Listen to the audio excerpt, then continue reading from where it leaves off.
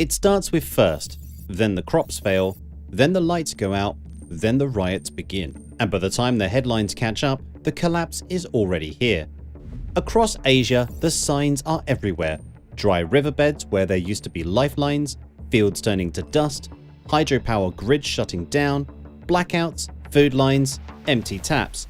China is running out of water, India is running out of wheat, Southeast Asia is choking on its own heat. This isn't some isolated crisis, this is the beginning of something bigger, the breakdown of a continent holding over half the world's population. And it's all happening much faster than anyone expected. Here's what most people miss. This isn't three separate problems: water, food, energy. They're all connected. When one falls, the others follow. And right now, all three are crumbling simultaneously. Let's start with the foundation, the one everything depends on: water. Asia has some of the mightiest rivers on Earth: the Ganges, the Yangtze, the Mekong. These rivers built civilizations. They sustained billions, but they're dying. In 1997, China's Yellow River, the cradle of Chinese civilization, ran completely dry. For 226 days, its mouth never reached the sea. That wasn't a drought, that was a warning that demand had finally exceeded supply. China responded with one of the most ambitious engineering projects in human history, the South-North Water Transfer Project. Hundreds of miles and canals and pipelines now divert tens of billions of cubic meters from the wet south to the thirsty north every single year. The fact that such a massive effort is even necessary tells you everything. Northern China, including Beijing, simply doesn't have enough water to survive on its own. Beijing's aquifers have been hemorrhaging for decades. Water levels beneath the capital fell by 1 to 2 meters every single year through the early 2000s. The city had no choice but to close wells and become dependent on water piped in from other regions hundreds of miles away. Think about that. The capital of the world's second largest economy can't sustain itself on local water. And it's getting worse. The same pattern plays out across Asia. In Central Asia, the Aral Sea, once the world's fourth largest inland lake, was systematically drained by Soviet-era irrigation schemes. They diverted entire rivers to grow cotton in the desert. Within decades, the Aral Sea lost over 90% of its volume. Fishing towns that once thrived on the shore now sit miles from any water. The exposed seabed turned into a toxic desert. Salt-laden dust storms now poison the region. An entire sea gone. That's not ancient history, that happened in living memory. And it's a preview of what's coming for other parts in Asia if water management doesn't change. Beneath the surface, the crisis is even more severe. Asia's groundwater, the vast underground reserves built up over millennia, is being pumped dry at a staggering rate. India, China, Pakistan, Bangladesh, and Nepal together extract more than half of the groundwater used on Earth. Nearly half. In India's Punjab, water tables are dropping by several meters every decade. Wells that used to hit water at 20 feet now drill down to 200 feet. Some have gone dry. Pakistan faces the same nightmare. The Indus River Basin, which feeds the country's entire agricultural heartland, is being drained from above and below, and when the wells run dry, there's no backup plan. But it's not just overuse. Even where water exists, it's often unusable. In China, decades of industrialization left a toxic legacy. Government surveys found 70% of rivers and lakes polluted. 1/5 of surface water was so contaminated it couldn't be used for agriculture or drinking. Some rivers are biologically dead. No fish, no life, just poison. India tells the same story. All 14 major rivers are heavily polluted. Delhi alone dumps more than 800 million litres of untreated sewage into the Yamuna daily. That's not a typo. 800 million litres every day. And here's the economic toll. Water shortages in Chinese cities cost $11.2 billion annually in lost industrial output. Add health costs from pollution, and the figure climbs past $15 billion annually. For India, projections suggest water demand could double supply by 2030. That's a 50% gap between what's needed and what exists. Then there's the geopolitical powder keg. The Himalayan glaciers feed Asia's major rivers: the Indus, Ganges, Brahmaputra, Mekong, Yangtze. Nearly 2 billion people across 10 countries depend on water from these glaciers. Scientists warn that by 2100, 1/3 to 2/3 of Himalayan ice could vanish. In the short term, accelerated melting causes floods and landslides. Long term, rivers run dry during critical seasons when water is needed most. Communities downstream are seeing the changes: higher spring flows from faster melting, then unexpected shortages later in the year when the ice would normally sustain flows is gone. When the water towers of Asia empty, the results will be catastrophic: less irrigation, less drinking water, less hydropower, and potentially cross-border wars. Which brings us to the powder keg. Rivers don't respect borders. The Indus River flows from India into Pakistan. The Ganges River from India into Bangladesh. The Brahmaputra starts in China, flows through India, and ends in Bangladesh. The Mekong winds from China through 5 Southeast Asian nations. When water was abundant, treaties held, but now, with scarcity biting, those agreements are fraying. India and Pakistan, already hostile neighbors, share the Indus River under a decades-old treaty, but as India's own water needs grow, there's talks of renegotiating.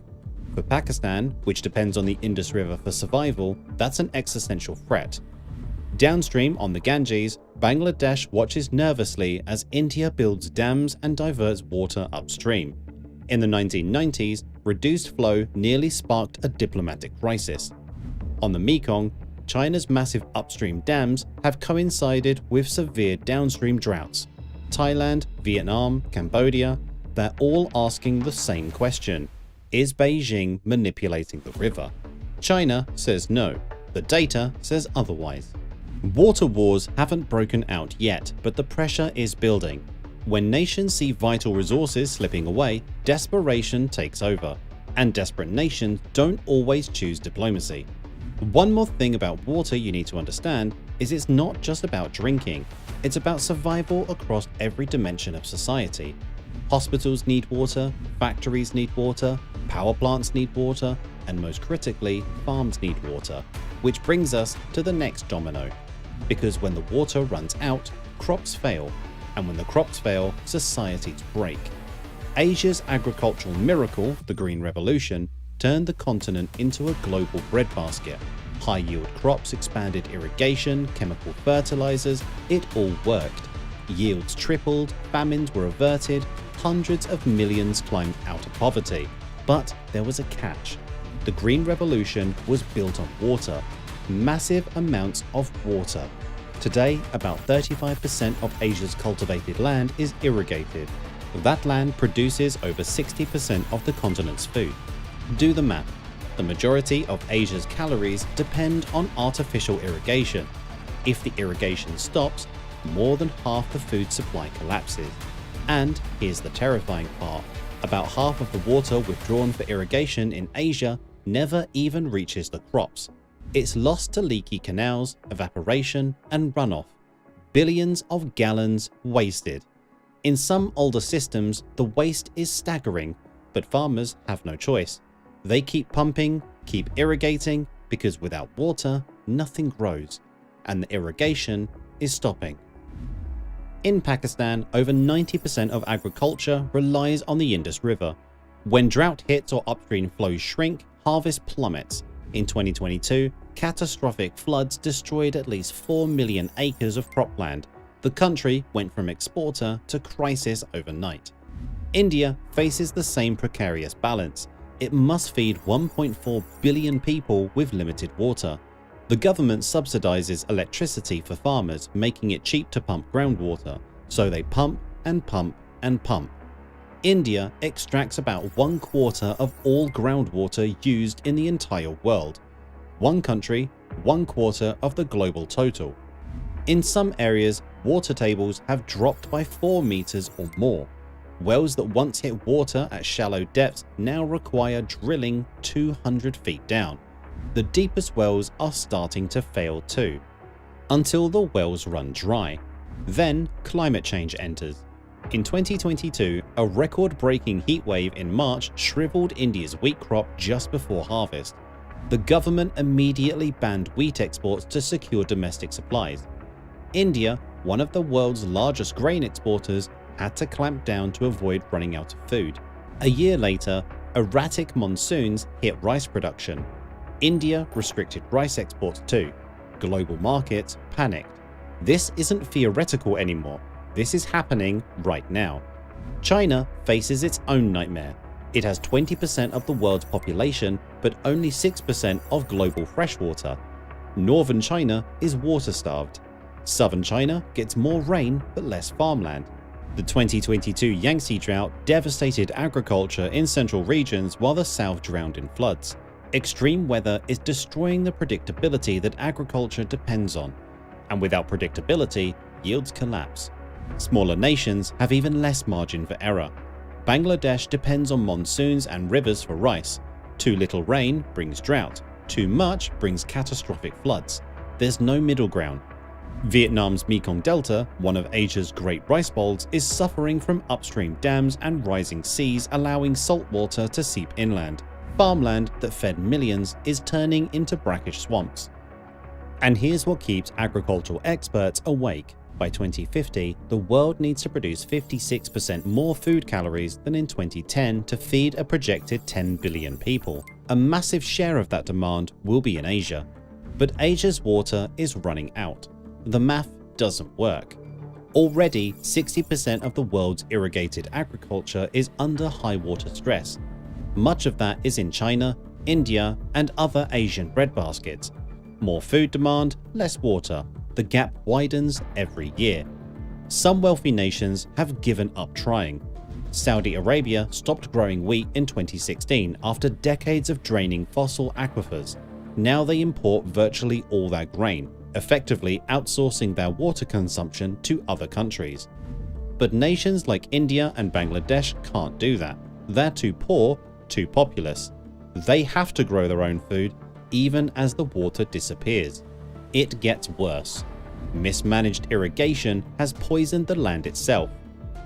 In parts of Pakistan, India, and Central Asia, poor drainage caused salts to accumulate in the soil.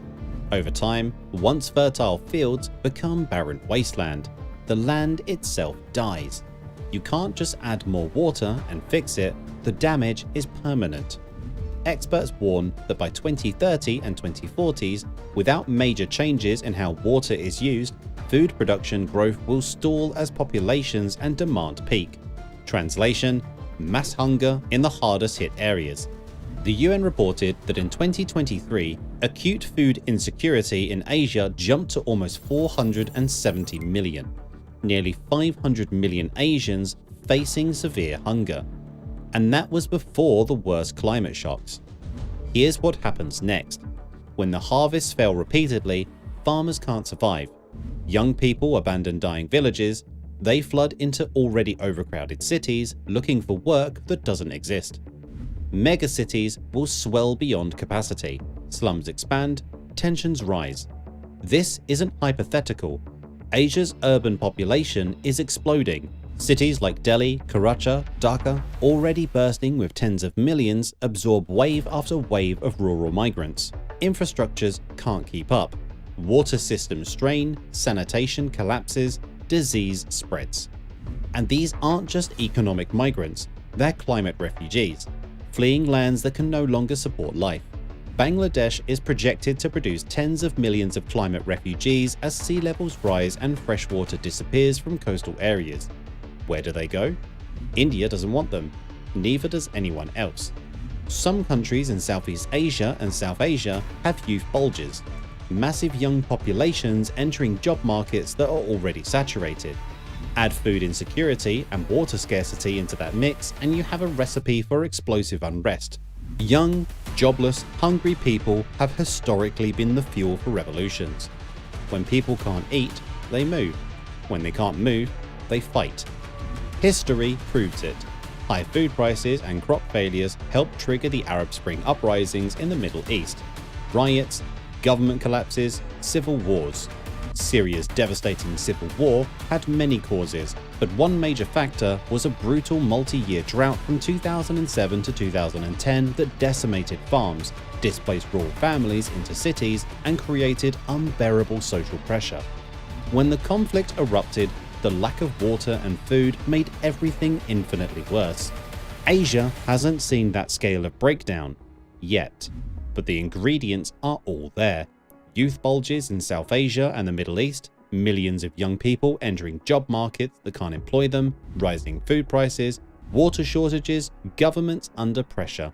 And here's what makes it even more dangerous: inequality. Within every Asian country, the rich can insulate themselves from scarcity. They drill deeper wells, buy bottled water, import food, run diesel generators when the grid fails. But the poor can't. Rural farmers with small plots, urban slum dwellers, nomadic communities, they're the ones who will starve first, go thirsty first, sit in darkness first. When survival becomes a privilege only the wealthy can afford, resentment boils over. And when one ethnic or religious group controls resources while another goes without, existing tensions explode into violence. One more shock, one more major harvest failure, one more catastrophic drought, and the powder keg ignites. And here's the cruelest twist: even if you secure water and food, there's still one pillar left: energy. Asia runs on energy. Factories, cities, transportation, modern life requires constant, reliable power, and Asia's energy consumption has exploded. By 2025, Asia is projected to consume half of all electricity generated on Earth. Half. China and India alone drive massive shares of global energy demand growth. Their industrial booms, rising middle classes, sprawling megacities, all of it runs on electricity. When the power goes out, everything stops. But the grid is dangerously fragile. In 2023, Pakistan experienced a nationwide blackout that left 220 million people without power for a day. The entire country went dark. Central Asia saw a similar cascade in early 2022. A grid malfunction plunged Kazakhstan, Kyrgyzstan, and Uzbekistan into darkness for hours. Millions affected, hospitals scrambling, industries halted. These aren't anomalies, they're warnings. Here's the connection most people miss. Energy and water are inseparable. Thermal power plants, coal, gas, nuclear, need enormous amounts of water for cooling. If the water's not there, the plants shut down. Between 2017 and 2021, India saw multiple power plants forced offline due to a lack of fresh water for cooling. The result? A loss of 8.2 terawatt hours of electricity, enough to power 1.5 million homes for 5 years. Hydropower is even more vulnerable. Drought means less river flow, means less electricity. It's that simple. In 2022, China's Sichuan province, which gets 80% of its power from hydropower, saw river levels plunge during the worst heatwave in 60 years. Hydropower output dropped by half. Factories shut down, cities rationed electricity, residents sweltered in the dark. And it's happening more frequently. Meanwhile, extreme heat itself damages the grid. High temperature reduces the efficiency of power plants and transmission lines right when demand spikes for air conditioning. It's a vicious cycle. The hotter it gets, the more power people need, but the hotter it gets, the less the power grid can produce. And as temperatures continue rising globally, the problem only gets worse. Some power plants have to shut down entirely when ambient temperatures exceed their operational limits. Studies project that by 2050, heat waves alone could cause over $8 billion in annual losses for Asia's power sector. Over half of all weather-related power losses will come from extreme heat.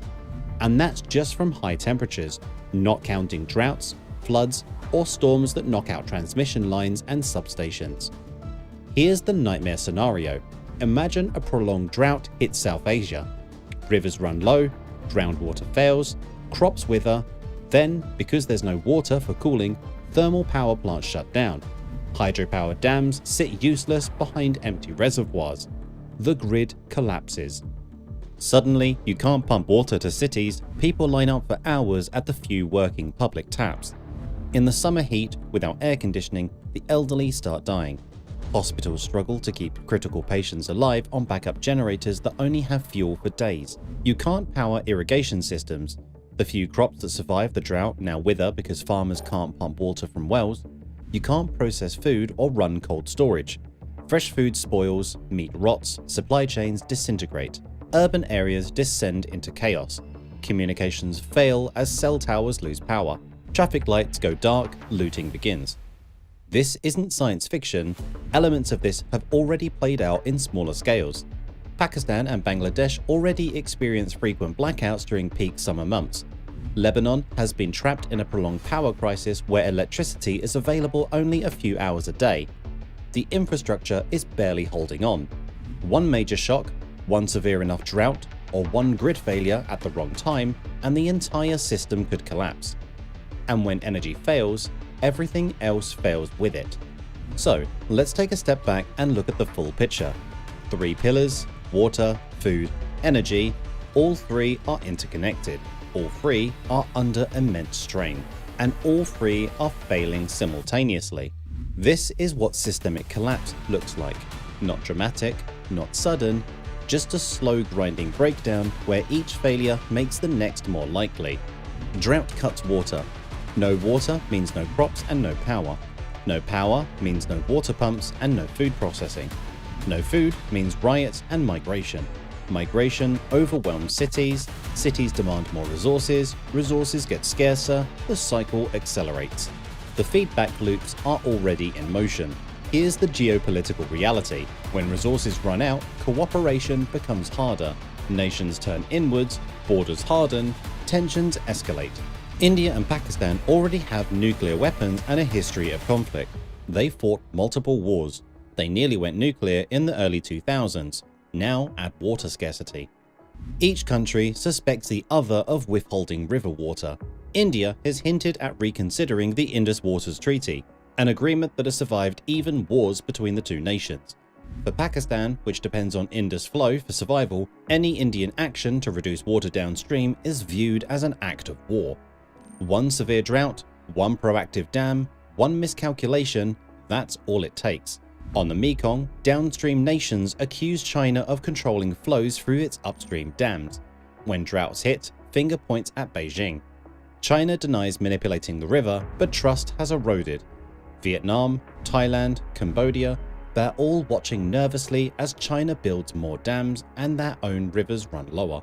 Even between India and Bangladesh, generally friendly nations, tensions simmer over the Ganges.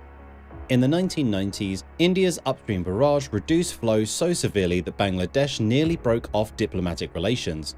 A water-sharing treaty was signed, but Bangladesh still worries about future Indian withdrawals. Resource-stressed populations, historic grievances, and shrinking water supplies. Between countries, within countries, the fractures are spreading. Rich regions hoard resources while poor ones suffer. Ethnic and religious tensions worsen when one group controls water or food. In India, disputes between states over river allocations have sparked protests and riots. In Iran, farmers have taken to the streets over water mismanagement. When people are desperate, when they're thirsty, hungry, and powerless, they become unpredictable. And unpredictable populations make governments nervous. Some analysts warn that the next major wars won't be fought over oil, they'll be fought over water. Water wars remain rare historically, but that's because water was abundant enough to share. When scarcity becomes severe, when survival is on the line, all bets are off. So, is Asia doomed? Not necessarily. The trajectory is alarming, but it's not set in stone. The pressures are real, the physics of climate change, the arithmetic of population and resources. If current trends continue, breakdown seems almost inevitable in parts of Asia. But trends can change, policies can adapt, technology can help. The question is whether changes happen fast enough, whether nations choose cooperation over conflict. Because here's the truth, these problems are solvable. Water scarcity can be addressed with better management, modern irrigation, recycling, and desalination. Food security can improve with drought-resistant crops, smarter farming, and reduced waste. Energy grids can be strengthened with renewables, better storage, and resilient infrastructure. The solutions exist, but implementing them at scale across dozens of countries affecting billions requires political will, massive investment, and international cooperation. And right now, the world moves too slowly. Asia stands at a crossroads. One path leads to adaptation, innovation, survival. The other leads to a breakdown of systems supporting nearly half of humanity. The cracks are already visible. Rivers dying, harvests failing, grids collapsing, societies fracturing, but the continent isn't broken yet. But it is bending under the strain. And if it breaks, the consequences won't stay in Asia. Global food prices will spike. Refugee crisis will spill across borders. Geopolitical instability will spread. This is the story of our time. The story of what happens when the essentials of life, water, food, energy, become scarce. When growth and demand finally exceed what nature provides. Asia built empires on the backs of great rivers and fertile plains. Now those rivers are drying, those plains are turning to dusts, the foundations are crumbling. The question isn't whether the crisis is real, it is. The question is what happens next. So, what do you think? Can Asia pull back from the brink, or are we watching the beginning of something unprecedented? A slow-motion collapse of the world's most populous continent? And what happens to the rest of us if Asia falls? Drop your thoughts in the comments, and if you want to stay ahead of the bigger stories shaping our world, hit subscribe. We're tracking every crack in the foundation, every warning sign the mainstream media ignores. Because the fall of nations doesn't happen overnight, it starts with first.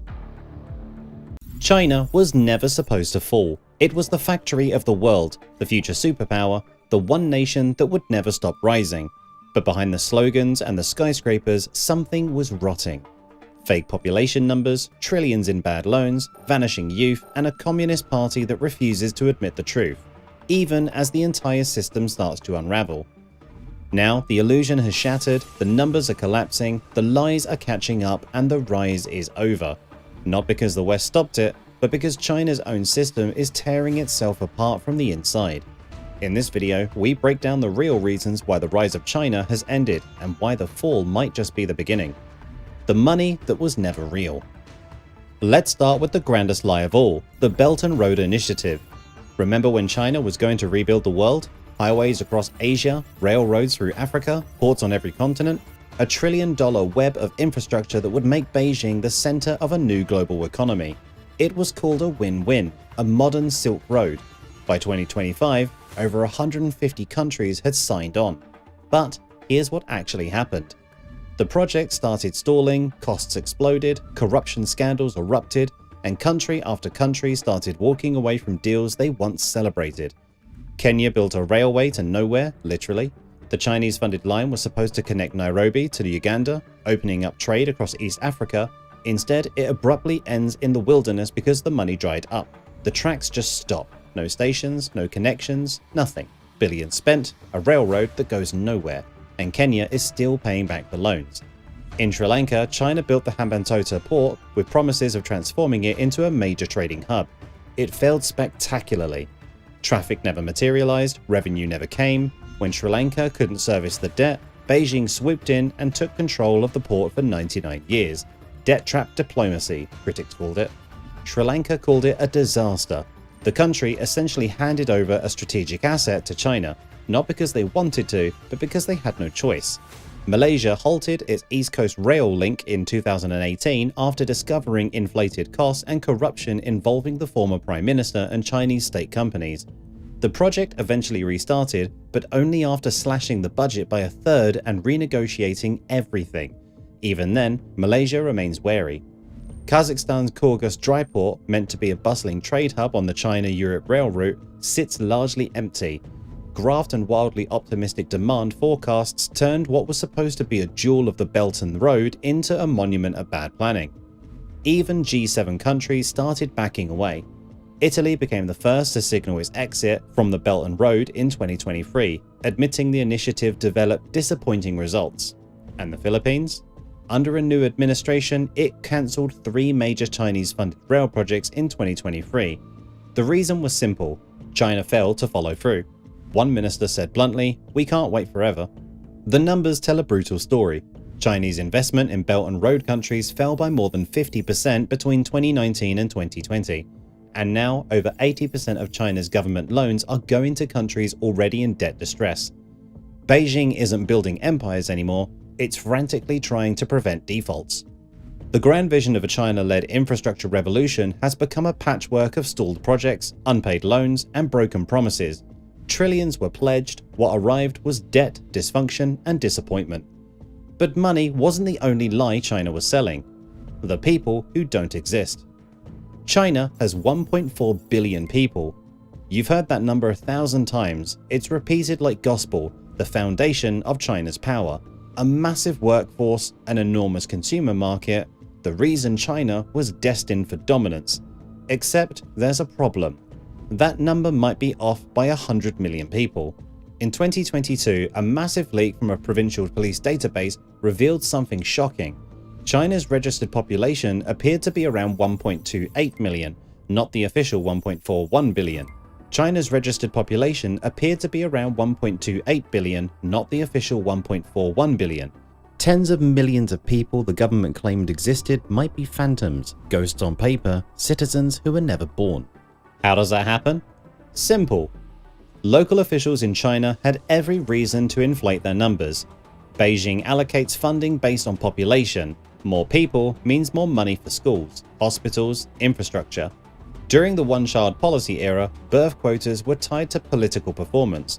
Report too few births, face penalties. Report more people, get more resources. So they lied. They created phantom babies, doubled counted citizens, kept dead people on registry, and over decades these small fabrications compounded into a massive gap between propaganda and reality.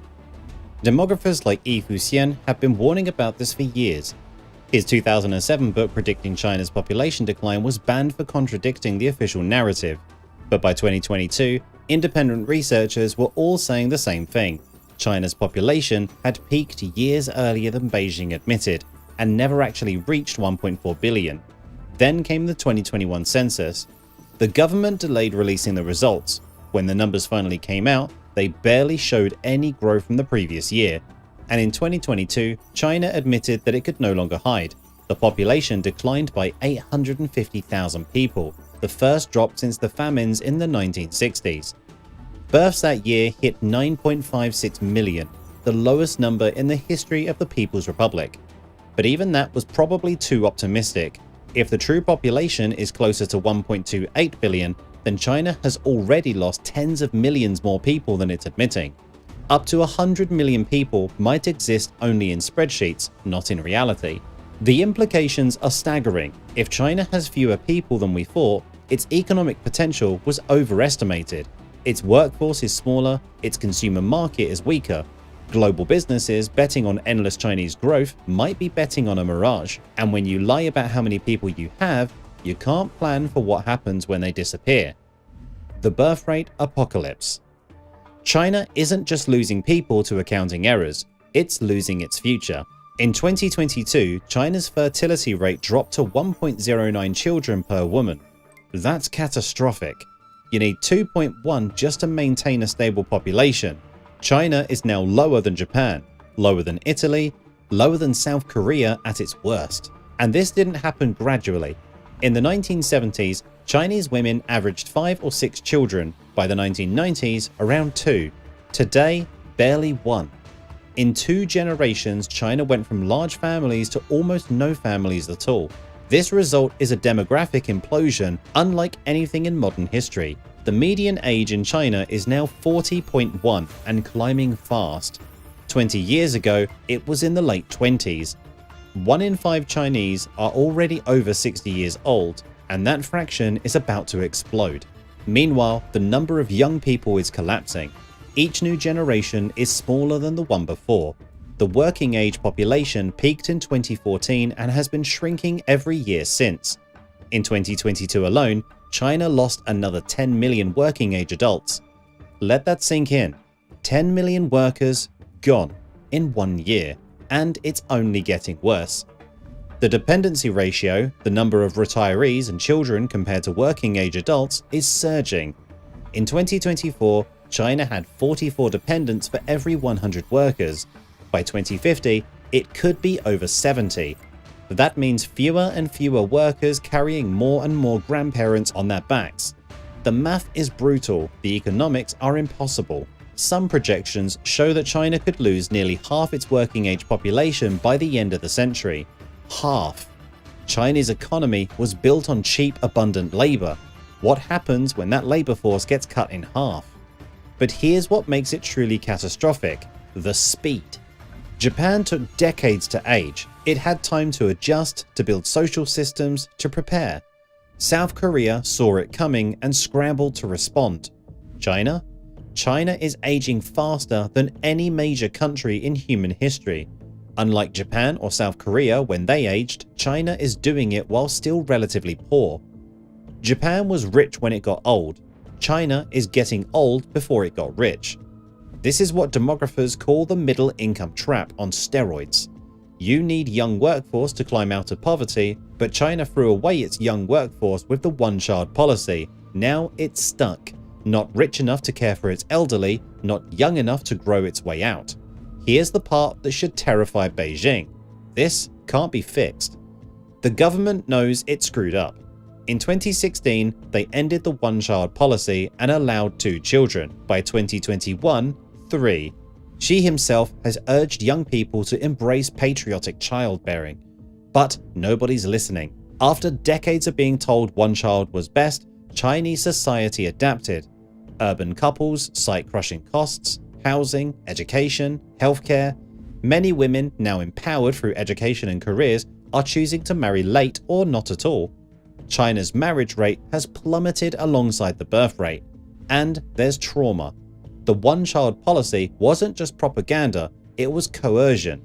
Forced sterilizations, forced abortions, steep fines. Entire generations grew up as only children, watching their parents struggle to support 4 grandparents. Now those only children are adults and they're saying, no thanks. Even if China's fertility rate magically rebounded tomorrow, which it won't, it would take decades for those children to become productive adults. The damage is done. The demographic momentum is set. Nothing can reverse it in time. The demographic time bomb isn't coming, it already went off. China is getting old before it got rich, and unlike Japan or South Korea, which aged as wealthy democracies, China's per capita income is a fraction of theirs. It has less cushion, pensions are underfunded, the retirement age is low, and there's no immigration to offset the losses. Foreigners make up less than 1% of China's population, and there's zero political will to change that. So China tried to control the problem, and that's when everything accelerated. The communist chokehold. Here's the trap. The Chinese Communist Party's entire legitimacy rests on delivering growth and prosperity. For decades, the deal was simple. The people give up political freedom, and in return, the party makes them richer. But what happens when prosperity stalls? The party doubles down on control, and that control is now strangling the country's future.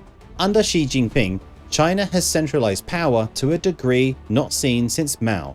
Xi has purged rivals, stacked the system with loyalists, and made himself the unquestioned leader. Dissent isn't tolerated, honest feedback is dangerous, and when bad news is dangerous to report, problems don't get solved, they get hidden. Take youth unemployment. In mid-2023, it hit 21.3%, the highest on record. Millions of college graduates couldn't find work. The government's response? Stop publishing the data. Just delete it. If you don't report the problem, maybe people won't notice. Chinese netizens joked bitterly, if you close your eyes, it doesn't exist. Or look at Zero COVID. For nearly 3 years, China imposed some of the world's harshest lockdowns. Entire cities were sealed. People were trapped in their apartments. The economy bled. But no provincial official dared question the policy because it came from Xi himself. When the approach finally collapsed under the weight of public protests in late 2022, the government reversed course overnight, triggering a massive wave of infections and deaths it was completely unprepared for. That's the cost of authoritarian rigidity. You can't adapt, you can't correct, you can't admit mistakes. And now that same dynamic is crushing innovation. Starting in 2020, Xi launched a sweeping crackdown on China's tech sector. Alibaba's Jack Ma criticized regulators at a public forum and then vanished from public view for months. When he reappeared, he was subdued, broken. The message was clear: no one is too big, too successful, or too connected to escape the party's reach. The entire private tutoring industry, worth billions and employing millions, was obliterated overnight in 2021. Why? Because Xi decided it was creating inequality and burdening parents. So with a single policy directive, an entire sector was wiped out. Investors lost fortunes, workers lost jobs, and the clear message to entrepreneurs everywhere: your business exists at the pleasure of the party. Tech giants were fined, restructured, or dismantled. Ant Group's massive IPO, set to be the largest in history, was cancelled at the last minute. Didi, China's version of Uber, was forced to delist from the US stock exchanges. The crackdown wasn't about fixing real problems, it was about reminding everyone who's in charge. Foreign companies started pulling back, spooked by the arbitrary exercise of state power.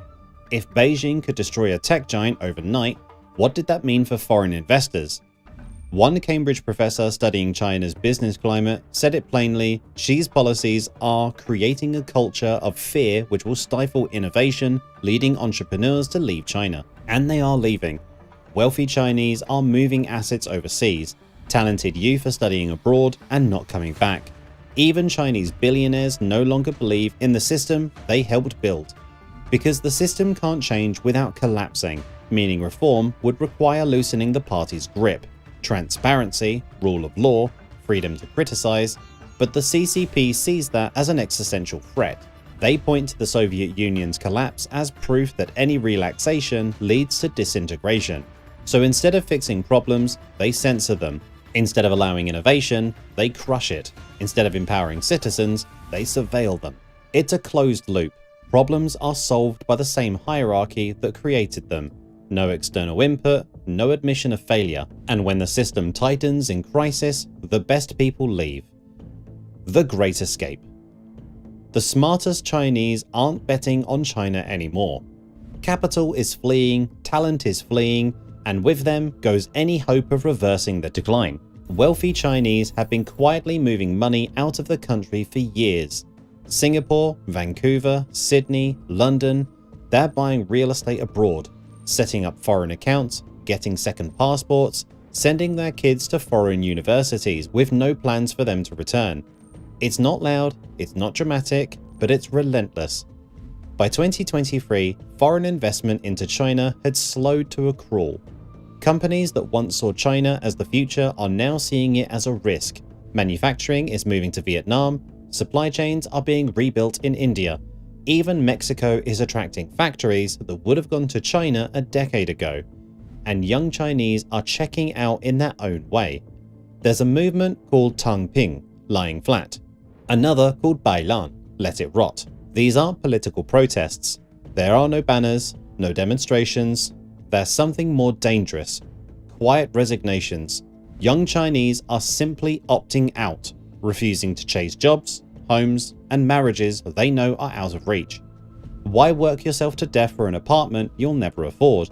Why have children when you can barely support yourself? Why participate in a system that's rigged against you? College graduates are flooding civil service exams, desperate for the stability of a government job, even if it means lower pay and crushing boredom. In 2023, millions competed for a few 100,000 positions.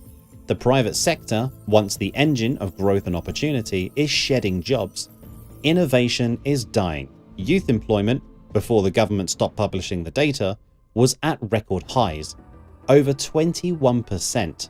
1 in 5 young people couldn't find work, and those are just the ones actively looking. Many have stopped trying.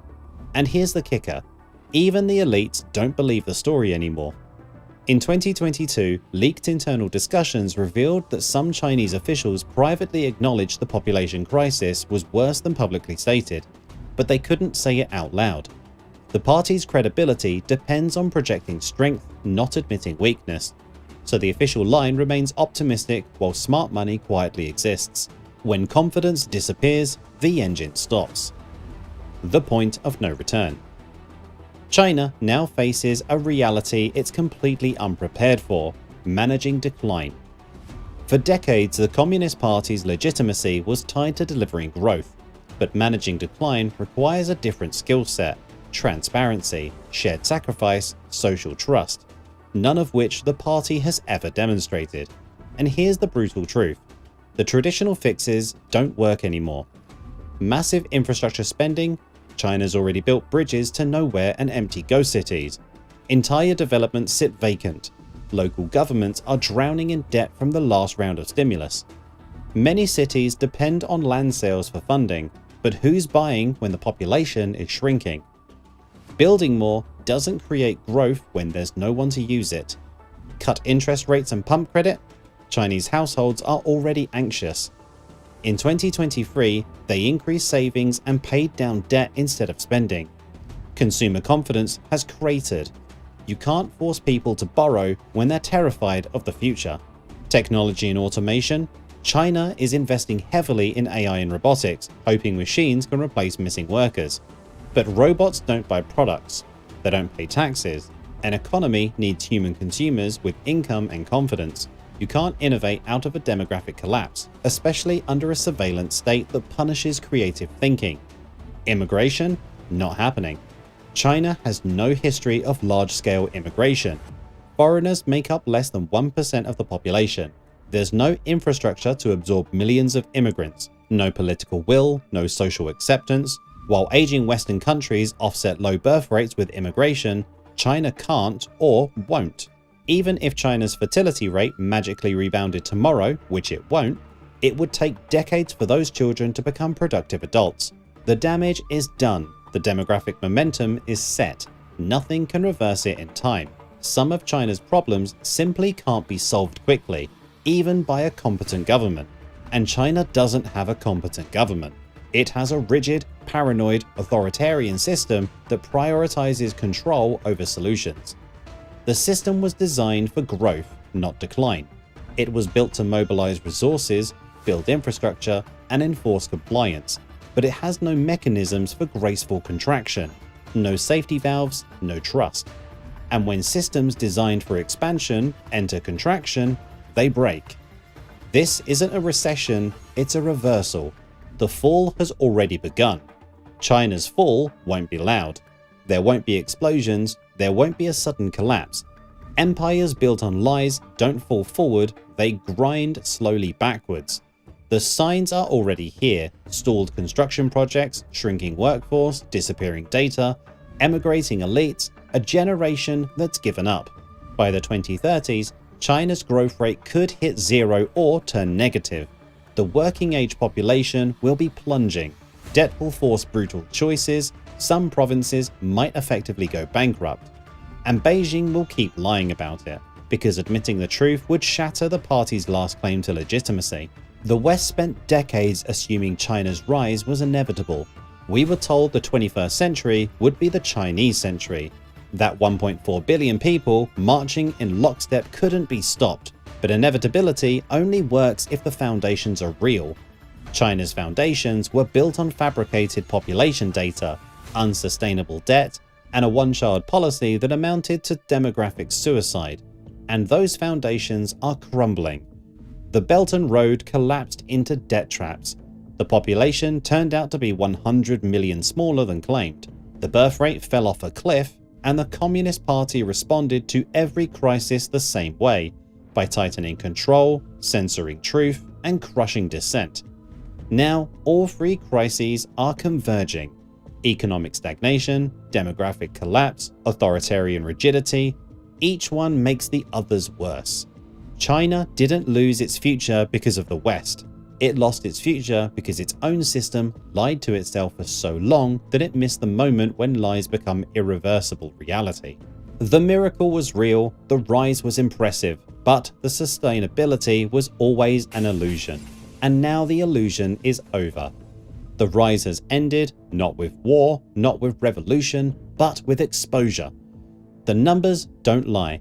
The youth aren't coming back. The money's drying up, and the party that built modern China is now the anchor dragging it down. So here's the question: What happens when the world's second largest economy realizes it's been running on fumes? What happens when 1.4 billion wake up to the fact that the future they were promised has already been sold? We're about to find out. Let us know what you think in the comments, and if you want to see how this collapse unfolds in real time, hit that subscribe button because the fall of China is just getting started. For years, Russia told the world it was back, that it was untouchable, that the West was in decline, and Moscow was rising. Now, its economy is bleeding, its soldiers are dying, and its empire is dying the same slow death as every fallen power before it. Because history has a script, and Russia is reading it line by line. Spain, Britain, the Soviet Union, all fell in 7 stages. Russia has reached stage 6, the final stop before collapse.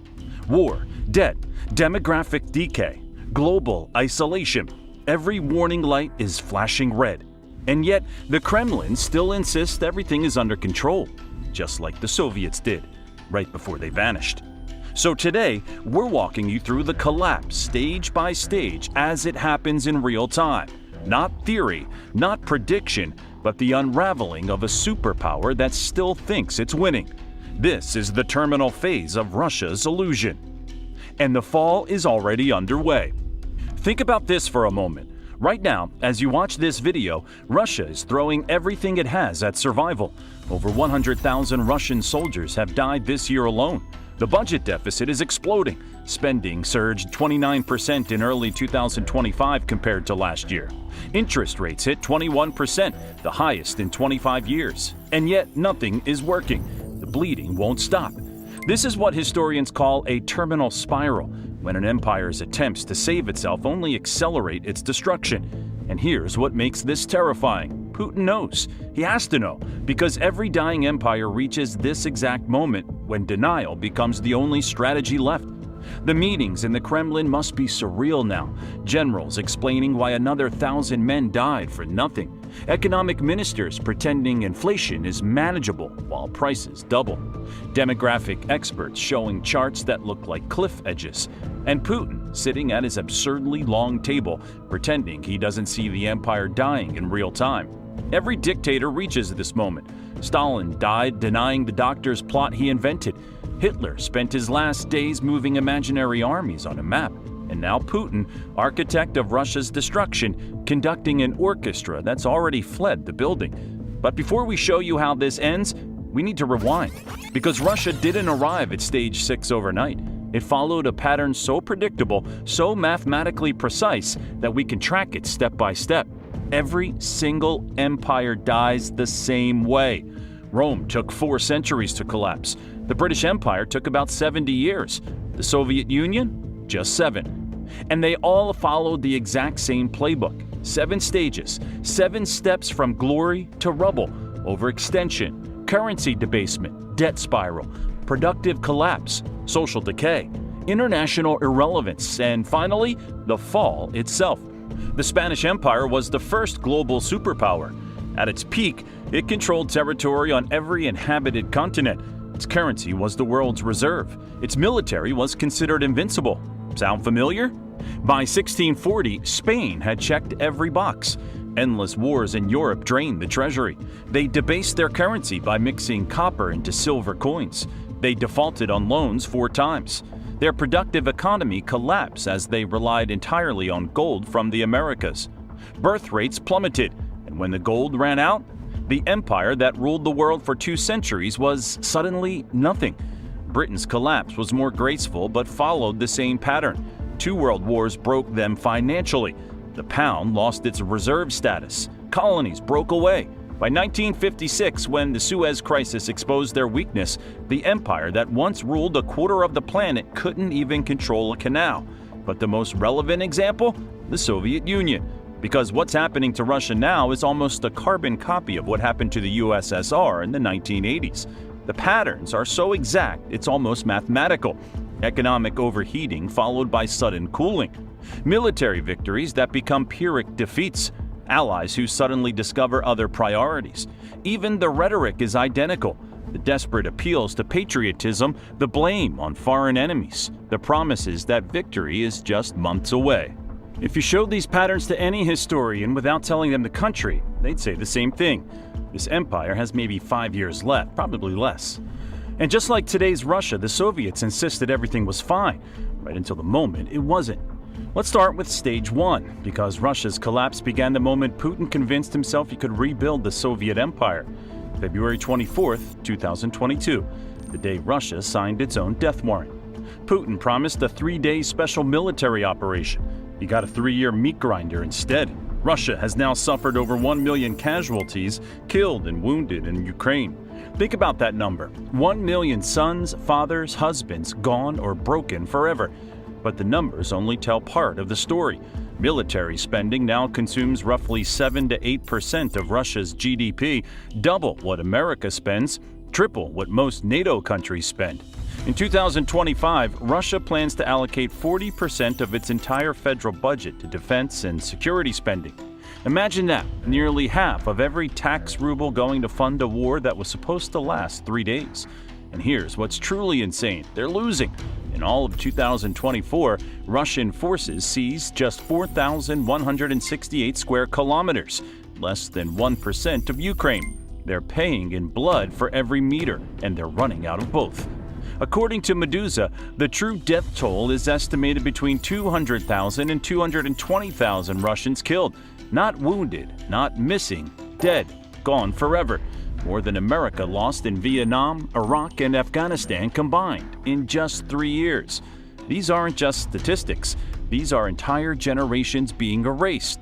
Entire villages in Siberia and the Caucasus have lost their prime-age males to the front. Wives without husbands, children without fathers, communities without futures. And for what? A few abandoned Ukrainian villages and fields? Territory that's been so thoroughly destroyed it's worthless? This is what overextension looks like in real time. An empire bleeding itself dry for gains so small they're barely visible on a map. But the real cost isn't measured in kilometers. It's measured in what comes next. Because when empires overextend militarily, they always turn to the same solution. They debase their currency. They print money. They destroy the very foundation of their economy. Which brings us to stage 2 and the ruble's death spiral. Remember when one US dollar bought 75 rubles? That was early 2022. Today, over 110 rubles. That's a collapse of about 47%, but that's not even the real problem. The real problem is that Russians have stopped believing in their own currency. The money supply has doubled since 2021, from 62 trillion rubles to 118 trillion in February 2025. They're literally printing money to pay for the war, and everyone knows what that means. Inflation is officially at 9%. Walk into any Moscow grocery store and you'll see the real number. Butter prices doubled, meat prices through the roof. Core inflation hit 9.7% annualized in October 2024, and that's with the government desperately trying to hide the real numbers.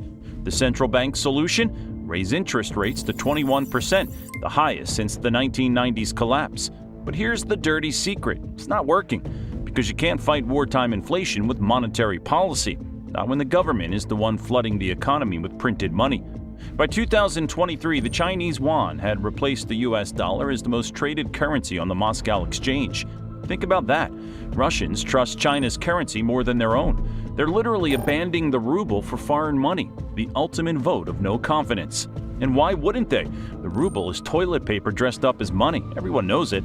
The government knows it. They just can't admit it.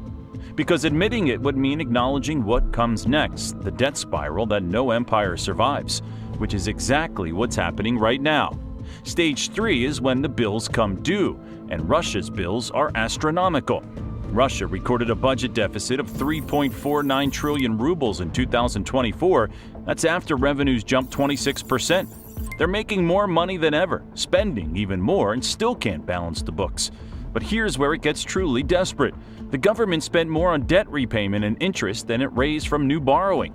They're literally going backward, paying more to service old debt than they can borrow in new money. The liquid portion of the National Wealth Fund, Russia's rainy day money, stands at just $31 billion. That's it. That's all they have left after burning through hundreds of billions. At the current burn rate, they'll be completely broke within 2 years. And they can't borrow internationally. Cut off from global markets, trapped with 21% interest rates at home, they're stuck in a vice that's only tightening. The budget deficit for 2024 exceeded projections by more than double. They planned for 1.6 trillion rubles. They got 3.3 trillion. And 2025, the deficit is projected to remain above 1.5% of GDP indefinitely. Indefinitely. That's government speak for we have no idea how to fix this. The math is simple and terrifying. War spending up, tax revenues flat, borrowing costs exploding, reserves nearly gone. You know what comes next, don't you? When governments can't borrow and can't tax, they have one option left, one that the Soviets tried, one that Weimar Germany tried, one that Venezuela tried. They print until the money becomes worthless and the economy becomes a corpse. Which leads us directly to stage 4, the death of Russia's actual economy. Here's what's really happening inside Russia. The economy is being hollowed out like a carved pumpkin. Industrial output growth fell to near zero in February 2025. Investment is collapsing. A 0.5% decline in investment is expected in 2026. The private sector has essentially stopped spending on anything except survival. But the real catastrophe? The exodus. About 650,000 Russians emigrated in 2022-2023 following the invasion, primarily young professionals in tech, science, and business. The very people Russia needed to build a modern economy. They're gone, and they're not coming back. Over 1,500 foreign companies have left Russia since 2022. Toyota, Volkswagen, Microsoft, Apple, the entire Western corporate world pulled out. And what replaced them? Chinese knockoffs and domestic substitutes that don't work. Russia can't even produce commercial airliners anymore. They're cannibalizing their existing fleet for parts. Weapons production is running at zero profit margins, sometimes negative. The vaunted military-industrial complex is basically a money incinerator. By the end of 2024, Russian companies were short 2.2 million workers. Almost 70% of businesses reported severe labor shortages. You can't run an economy when everyone's either dead, fled, or fighting. And here's the sickest irony. The only thing keeping Russia's economy moving is the war. Military production, soldier salaries, death payments to families. That's the economy now. They've created a war-driven GDP that looks like growth, but is actually decay. The Center for Macroeconomic Analysis admits private sector investment has virtually stopped growing. Companies aren't building factories. They're not developing technology. They're not training workers. They're just trying to survive until what? Until the war ends? Until sanctions lift? Until the economy magically recovers? It won't, because this isn't a recession you recover from. It's economic death by 1,000 cuts, and Russia is already bleeding from 999. What happens when the war ends? Or worse, what happens when they can't sustain it anymore? The productive economy is already gone. What's left is a zombie animated by military spending and nothing else. And zombies, as we all know, eventually stop walking. But economies can survive a lot. They can survive debt, inflation, even production collapse. What they can't survive is when the people themselves give up. Welcome to Stage 5, where societies don't just decline, they disintegrate. In 2024, Russia recorded just 1.222 million births, the lowest since 1999. The first quarter of 2025 saw fewer than 294,000 births, the lowest quarterly figure in 225 years. Let that sink in. The lowest in 225 years. Not since Napoleon invaded has Russia seen birth rates this catastrophic. The natural population decline in 2024 was 596,200 people. Deaths exceeded births by over 500,000. The total fertility rate is just 1.41 children per woman, far below the 2.1 needed for replacement. But it's not just about babies, it's about hope, or rather the complete absence of it. In some regions, deaths outnumber births by 3 to 1. Entire regions are becoming graveyards. Over 18% of Russians are now senior citizens, a record high. By 2050, nearly a quarter of the population will be elderly. Who's going to work? Who's going to fight? Who's going to pay the pensions? Nobody, because they were never born. And those who were born are leaving or dying. Hundreds of thousands more wounded, many disabled for life. The young are gone. The middle-aged are exhausted. The old are forgotten. This is demographic collapse in real time. Russia has started classifying demographic data, hiding the true scale of the catastrophe. When governments start hiding population statistics, you know the situation is beyond salvation. Putin even created a demographic special forces unit to boost birth rates. Special forces for making babies. If it wasn't so pathetic, it would be funny. But here's the thing about demographic collapse. It's irreversible. You can't suddenly create 20-year-olds. You can't resurrect the dead. You can't force women to have children in a country with no future. The population pyramid isn't a pyramid anymore. It's a coffin. Wide at the top, narrow at the bottom, and getting narrower every day. Societies can recover from war. They can recover from economic crisis. They can't recover when there's no one left to recover. Which brings us to stage 6, the stage Russia has reached, the point where the world simply stops caring whether you exist or not. This is where we are now. Today, November 2025, Russia has become irrelevant. Remember when Europe depended on Russian gas? Russia's share of EU pipeline gas imports plummeted from over 40% in 2021 to about 11% in 2024. Europe weaned itself off Russian energy in less than 3 years. Russian oil now trades at massive discounts, $56 to $57 per barrel versus global prices. The petrostate that once held Europe hostage with energy is now begging China and India to buy its oil at bargain basement prices. Even traditional allies are walking away. Kazakhstan and Uzbekistan refuse to endorse the war. Armenia is publicly broken with Moscow. Nobody wants the ruble. Nobody trusts it. $300 billion of Russia's central bank reserves remain frozen by sanctions. Their money is literally being held hostage and they can't do anything about it. But here's the real indicator of irrelevance. The G7 doesn't include them. The G20 barely tolerates them. International forums happen without them.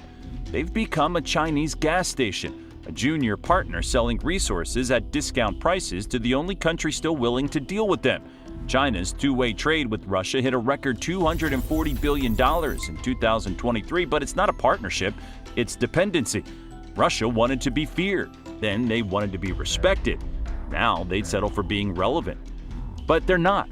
They're a nuclear-armed relic with a dying population and a collapsing economy, desperately fighting a war they can't win with money they don't have. The world has moved on. Europe found new energy. NATO got stronger. Ukraine became a hero. And Russia? Russia became a memory of what happens when empires refuse to accept reality. This is stage 6, the irrelevance before extinction. The moment when everyone realizes you're already gone. You just haven't stopped moving yet. But stage 7? That's when the movement stops. Here's what keeps Putin awake at night. Not NATO, not sanctions, not even losing in Ukraine. It's the sound of history repeating itself. Because he knows what stage 7 looks like.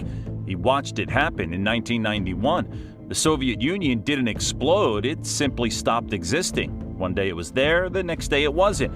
And the signs are already here. Regional governors are hoarding resources, ignoring Moscow's demands. Ethnic Russians now make up only 70% of the population and falling. Republics like Chechnya and Tatarstan are watching, waiting, calculating when to make their move. The economic triggers are all in place. If oil prices drop significantly or sanctions tighten further, Russia faces an economic implosion it can't survive. No reserves to cushion the fall. No borrowing capacity, no printing press solution that doesn't lead to hyperinflation. What does collapse look like? It's not dramatic, it's pathetic. Government salaries stop being paid, pensions disappear, police stop showing up for work, regions stop sending taxes to Moscow. The military, what's left of it, starts choosing sides. Maybe it starts in the Far East, where Moscow's control has always been weakest. Maybe in the Caucasus, where ethnic tensions simmer. Maybe in Kaliningrad, cut off from the mainland and surrounded by NATO. Or maybe it starts in Moscow itself, a palace coup, a military mutiny, another Wagner-style march that doesn't stop this time. Russian analysts themselves warn the country faces bankruptcy in the medium term. The economy is on a spinning top that will fall if it slows down. But here's the truly terrifying part. Russia has nuclear weapons, thousands of them. What happens to those weapons when the state that controls them ceases to exist? Who gets them? Who sells them? Who uses them? The Soviet collapse was messy but peaceful. This one might not be, because Putin, unlike Gorbachev, won't go quietly. He'll burn it all down rather than admit defeat. The man who started a war to prevent NATO expansion has caused the largest NATO expansion in history. The man who invaded Ukraine to rebuild the empire has accelerated its final collapse. History doesn't repeat, it rhymes, and right now it's rhyming with 1991, 1917, 1610, every time Russia has torn itself apart. The only question isn't if Russia collapses, it's how violent the collapse will be, and whether the rest of the world survives it. Stage 6 isn't ahead of Russia, it's under its feet. The mistakes have already been made, the empire already hollowed, the illusion already shattered. Economic growth has fallen to 1% and dropping. Birth rates at 200-year lows, hundreds of thousands of soldiers lost, budget deficits exceeding anything sustainable. The Kremlin knows it. That's why they're hiding statistics, classifying demographic data, and pretending everything's under control. That's why Putin talks about nuclear weapons more than victory. That's why Russian state TV has stopped promising to take Kiev and started threatening nuclear apocalypse. They know what we know, what history has always known. Empires die in stages. Russia has reached the terminal stage. Now comes the denial. Then comes the fall. Russia isn't collapsing, it's already collapsed. The only thing left is the crash. When it comes, not if, but when, remember that you watched it happen. Stage by stage, mistake by mistake, lie by lie. The empire that claimed it was eternal proved it was exactly like all the others. Already gone, just too proud to admit it. So what do you think? Is Russia headed for peaceful dissolution like the Soviet Union, or something far worse? And more importantly, who's going to be there to pick up the pieces? Let us know in the comments, because history is being written right now, and we're all watching it happen in real time. India wanted to be a superpower, but it forgot something basic: how to clean up after itself. Today, it's the fastest growing major economy and the filthiest. Rivers filled with sewage, streets buried in trash, cities choking on human waste and plastic. This isn't a few slums or rural villages. This is the national norm. And it's not just gross, it's deadly. For the economy, for tourism, for public health. And for India's dream of becoming a global leader, how did one of the world's oldest civilizations become a dumping ground for its own failure? Why are hundreds of millions still defecating outside, while the government brags about space missions? In this video, we'll expose the collapse hiding in plain sight, and why India's sanitation crisis isn't just a national embarrassment, it's a sign that something far deeper is broken. Walk through any Indian city and the evidence hits you before you even step off the plane. The smell: rotting garbage mixed with sewage, open drains overflowing with waste, plastic bags choking every gutter and waterway. This is India in 2025. Man, it's getting worse. The country generates over 160,000 tons of solid waste every single day. Only about 25% gets processed properly. The rest? Dumped in sprawling landfills, burned in open fires, or simply left to rot in the streets. In Mumbai, garbage piles up on sidewalks for days. Cows, sacred, untouchable, wander through traffic eating plastic bags from the heaps. When they die, autopsies find their stomachs packed with kilograms of polythene. In Bangalore, the tech capital, lakes catch fire from industrial pollution. Blandur Lake has burned multiple times, flames shooting meters into the air from toxic chemical foam. The Yamuna River in Delhi, flowing through the nation's capital, is so polluted that stretches of it are essentially dead zones. No fish, no plants, just black, frothing sewage. In Delhi, the Ghazipur landfill has grown over 65 meters tall, taller than a 20-story building. It's approaching the height of the Taj Mahal. And it catches fire regularly, belching toxic smoke over nearby neighborhoods. This is a monument to failure, a garbage mountain visible from space. But the trash? That's just the beginning. About 7% of Indians still defecate in the open, in fields, on roadsides, along railroad tracks. Despite decades of campaigns and billions spent on toilets, roughly 1 in 6 people has nowhere to go but outside. Think about that. In a nation racing toward becoming the world's 3rd largest economy, hundreds of millions are still squatting in the dirt. And it's contaminating everything. The sacred Ganges River, worshipped by millions as a living goddess, has fecal coliform bacteria levels 3 to 12 times higher than the safe limit. In some stretches, the readings hit 50,000 to 60,000 per 100 milliliters. The water is brown, toxic, filled with industrial waste, human remains, and sewage. Yet pilgrims still bathe in it, drink it, give it to their newborn babies. Over 100,000 children die in India every year from diseases directly linked to poor sanitation. Diarrhea, cholera, typhoid, dysentery. Preventable deaths from preventable filth. But here's the thing, everyone can see this. Tourists see it, locals see it, satellites see it from orbit. The question isn't whether India is filthy, it's why nobody seems able to stop it. Because the piles of garbage, that's just what you can see. The real rot goes much deeper. Let's talk about what this is actually doing to the population. India's sanitation crisis isn't just ugly, it's a health catastrophe unfolding in slow motion. And it's destroying the country's future before that future even has a chance to grow up. Right now, as we speak, millions of Indian children are being cognitively impaired before they turn 5. Not from malnutrition alone, from fecal contamination. When children grow up surrounded by open defecation and untreated sewage, their bodies spend all their energy fighting off constant infections. Diarrhea, parasites, bacterial invasions their immune systems can't keep up with. Their bodies don't grow right. Their brains don't develop right. It's called stunting. And India has one of the highest rates in the world for a country at its income level. These kids will never reach their full cognitive potential. They'll struggle in school. They'll earn less as adults. And the cycle will continue with their own children. An entire generation is being sabotaged by sewage. And that's just the kids who survive. Over 100,000 don't make it past childhood. They die from diseases that shouldn't exist in the 21st century. Cholera outbreaks that sweep through slums, typhoid epidemics from contaminated water, dysentery that kills infants in a matter of days. Mothers watch their babies die from diarrhea because the water is contaminated. Here's how deep the contamination goes. 72% of India's urban wastewater flows completely untreated into rivers, lakes, and groundwater. Nearly 3/4 of all sewage just goes straight back into the water supply.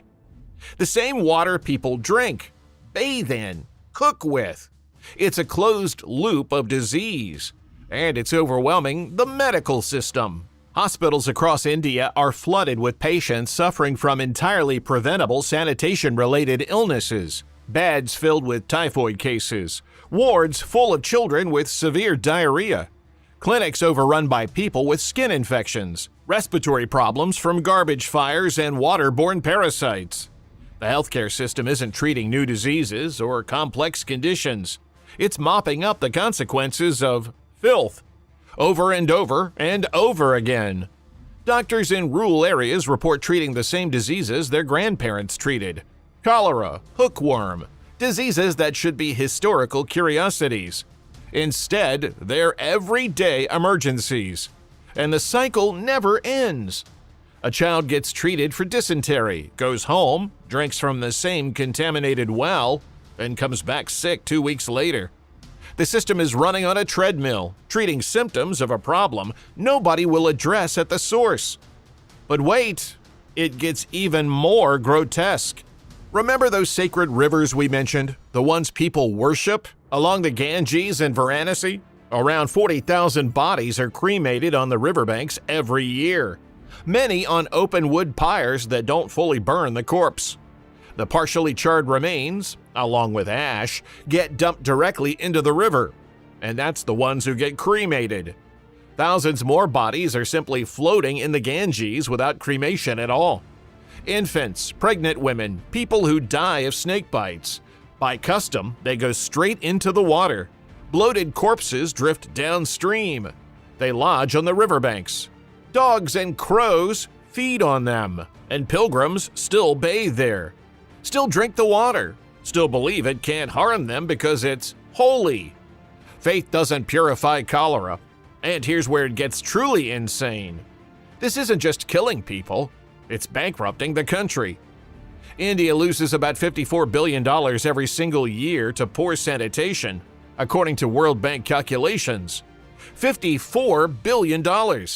That's not a projection. That's a World Bank estimate from actual economic data. Medical costs, lost productivity, premature deaths, all adding up to a staggering hemorrhage of wealth.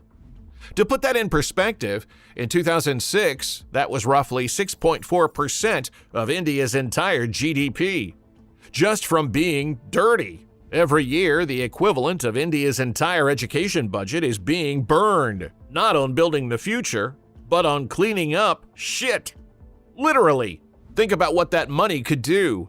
New schools, infrastructure, technology.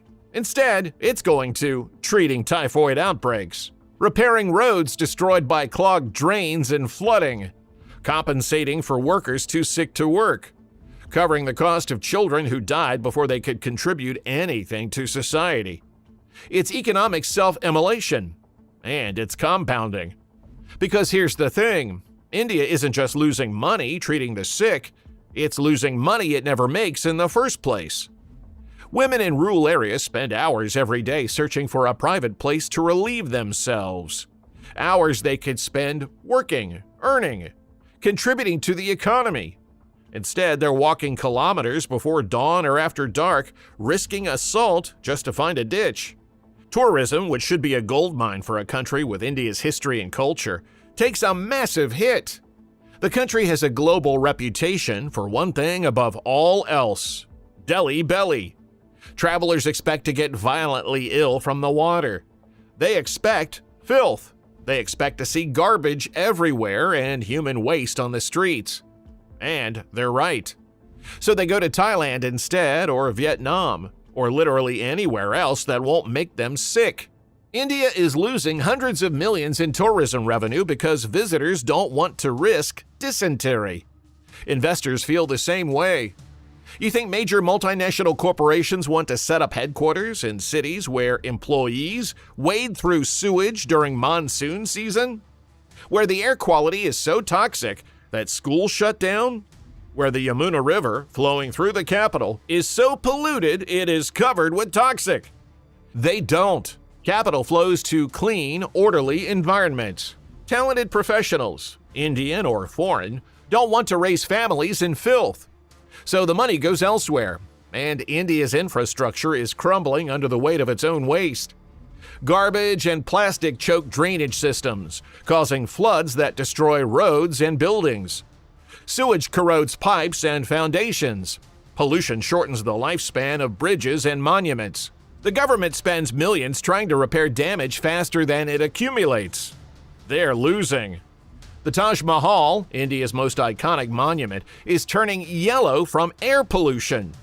Its white marble is being eaten away by acid rain and smog. Even the symbols of India's greatness are rotting. And here's what's really happening. India is developing a dual economy.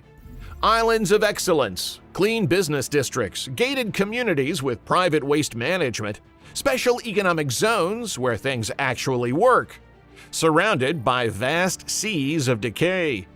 The wealthy can insulate themselves. They hire private garbage collectors, install water purifiers, live in compounds with their own sewage treatment. Everyone else drowns in filth, and that gap is widening. In Gurgaon, gleaming corporate towers stand next to slums where raw sewage runs through the streets. In the same city, penthouse apartments sell for millions, where children play in garbage dumps a kilometer away. The rich don't use public services anymore. They've opted out entirely. private security, private water, private waste management, private everything. They've abandoned the commons because the commons have failed. And when the wealthy stop using public infrastructure, they stop caring if it works. Why would they? It doesn't affect them anymore. So public services decay even faster. Municipal budgets shrink because the tax base, the people who could actually pay, have retreated behind walls. The poor are left with infrastructure that's crumbling, underfunded, and overwhelmed because the public system isn't improving. It's deteriorating. As the population grows and consumption increases, the infrastructure falls further and further behind. More people, more waste, same broken systems. It's a death spiral. And you want to know the most twisted part? The government knows all this. They've built millions of toilets, and people still won't use them. This is where we stop talking about infrastructure and start talking about something far more disturbing: civilizational collapse. Because here's the reality. India's sanitation crisis isn't a technical problem. It's not about lacking the money or the technology to build sewage systems and waste treatment plants. It's about a society that fundamentally doesn't care about public cleanliness. And that's a death sentence. Let's start with the most obvious contradiction. Walk into almost any Indian home and you'll find it immaculately clean. Floors scrubbed daily, surfaces spotless, shoes left at the door, everything organized and tidy. Step outside that same home and the family will toss garbage directly onto the street. No hesitation, no guilt. The contrast is insane. This isn't hypocrisy, it's a deeply embedded cultural script that says cleanliness matters inside my walls, but outside, that's someone else's problem. Historically, public spaces in India were maintained by lower caste workers, the untouchables, whose entire social role was handling filth. Cleaning toilets, sweeping streets, removing garbage and human waste. This created a psychological loophole. I don't need to care about this street because that's the sweeper's job. That mindset persists today. Even among educated, middle-class Indians, there's a subconscious assumption that cleaning public areas is beneath them. It's degrading work, something you pay poor people to do. So they litter freely, because in their minds, some low-caste sanitation worker will eventually come pick it up. It's outsourcing responsibility, and it's rotten to the core. In 2014, the government launched Swachh Bharat, Clean India, one of the largest sanitation campaigns in history. They built over 100 million household toilets. 100 million. You'd think that would solve the problem. It didn't, because surveys found that millions of those toilets went unused. People converted them to storage sheds, kept livestock in them, or just continued defecating outside because they viewed having a toilet inside the home as unclean. Public latrines ended up filthy and waterless, reinforcing the idea that it's better to just go in the field. The infrastructure was there, the willingness to use it wasn't. And here's why. Enforcement doesn't exist. Littering in India carries a fine on paper, maybe 500 rupees, about $6. In practice, almost nobody ever gets fined. Police and municipal inspectors treat it as too trivial to prosecute. The result? Social permission to make a mess. Compare that to Singapore, where dropping trash gets you fined up to $1,050 for a first offense. Repeat offenders pay $2,000 and can be assigned to community service. Publicly cleaning streets in a bright vest is punishment. People don't litter in Singapore because they know they'll get caught. In India, people litter because they know they won't. And when rule breaking carries no consequences, rules stop mattering. This is the broken windows effect in real time. When you see a pile of garbage on a corner, your brain says, everyone's throwing trash here, I might as well too.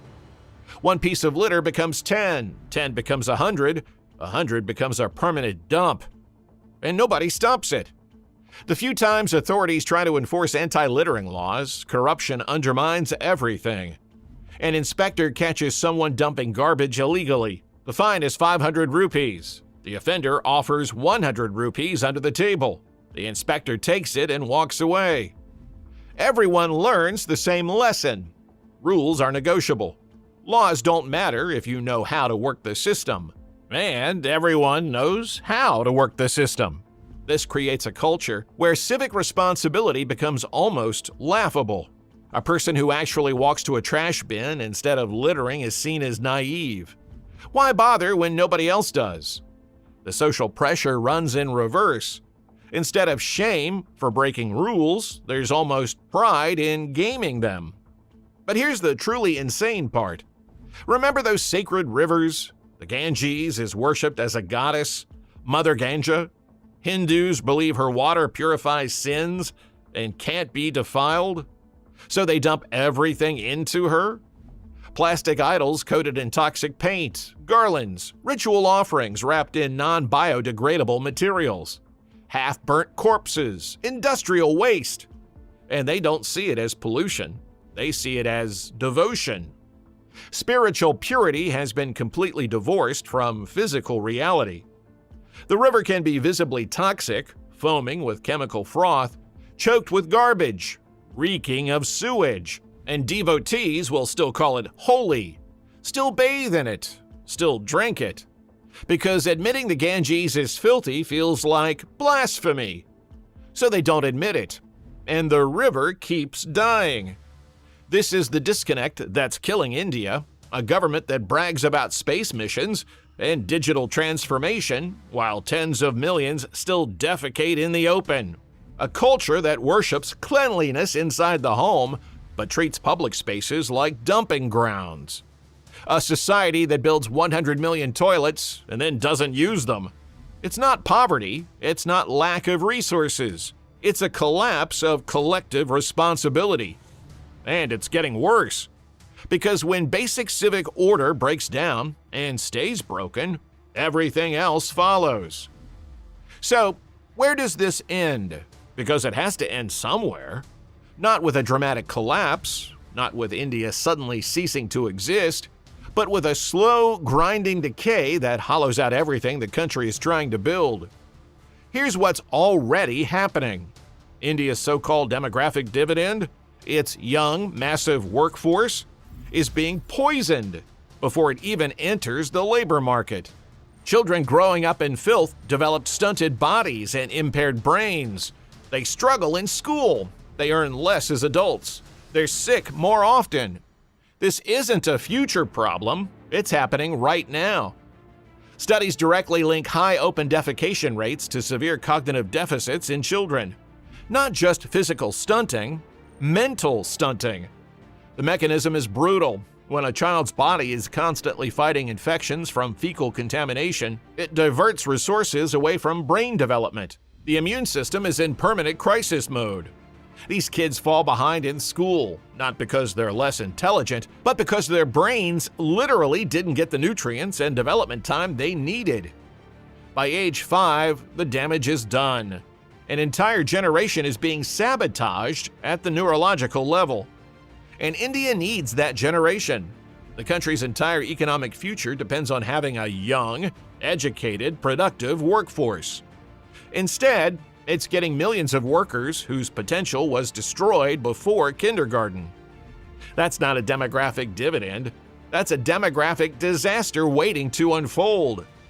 And the economic consequences are already compounding. India is developing what we call islandization, a few clean zones surrounded by vast areas of decay. Gated communities with private waste management, business districts that function, special economic zones where things actually work. And beyond those walls, collapse. Public infrastructure deteriorating faster than it can be repaired. Services breaking down. Disease outbreaks becoming routine. Investors cluster in the safe zones. Everyone else is left behind. This isn't development. This is fragmentation. And it's unsustainable. Because here's the thing about disorder. It spreads. You can't maintain islands of order in a sea of chaos forever. Eventually, the chaos seeps in. Workers commute from filthy slums to clean offices, bringing disease with them. Floods from clogged drains don't stop at gated community walls. Supply chains run through the same broken infrastructure everyone else uses. At some point, the enclaves fail too. And when they do, the economy doesn't just slow down, it starts contracting. We're already seeing the warning signs: frequent disease outbreaks forcing disruptions, infrastructure failures, ports clogged with garbage, airports flooded by sewage overflow, foreign companies pulling back after repeated breakdowns. Imagine this playing out over decades. Economic growth stalls as the cost of managing filth becomes unsustainable. The workforce, already impaired by childhood malnutrition and disease, can't compete globally.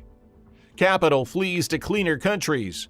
The government spends more and more just maintaining basic services, leaving nothing for actual development. And the population? Young, frustrated, living in squalor.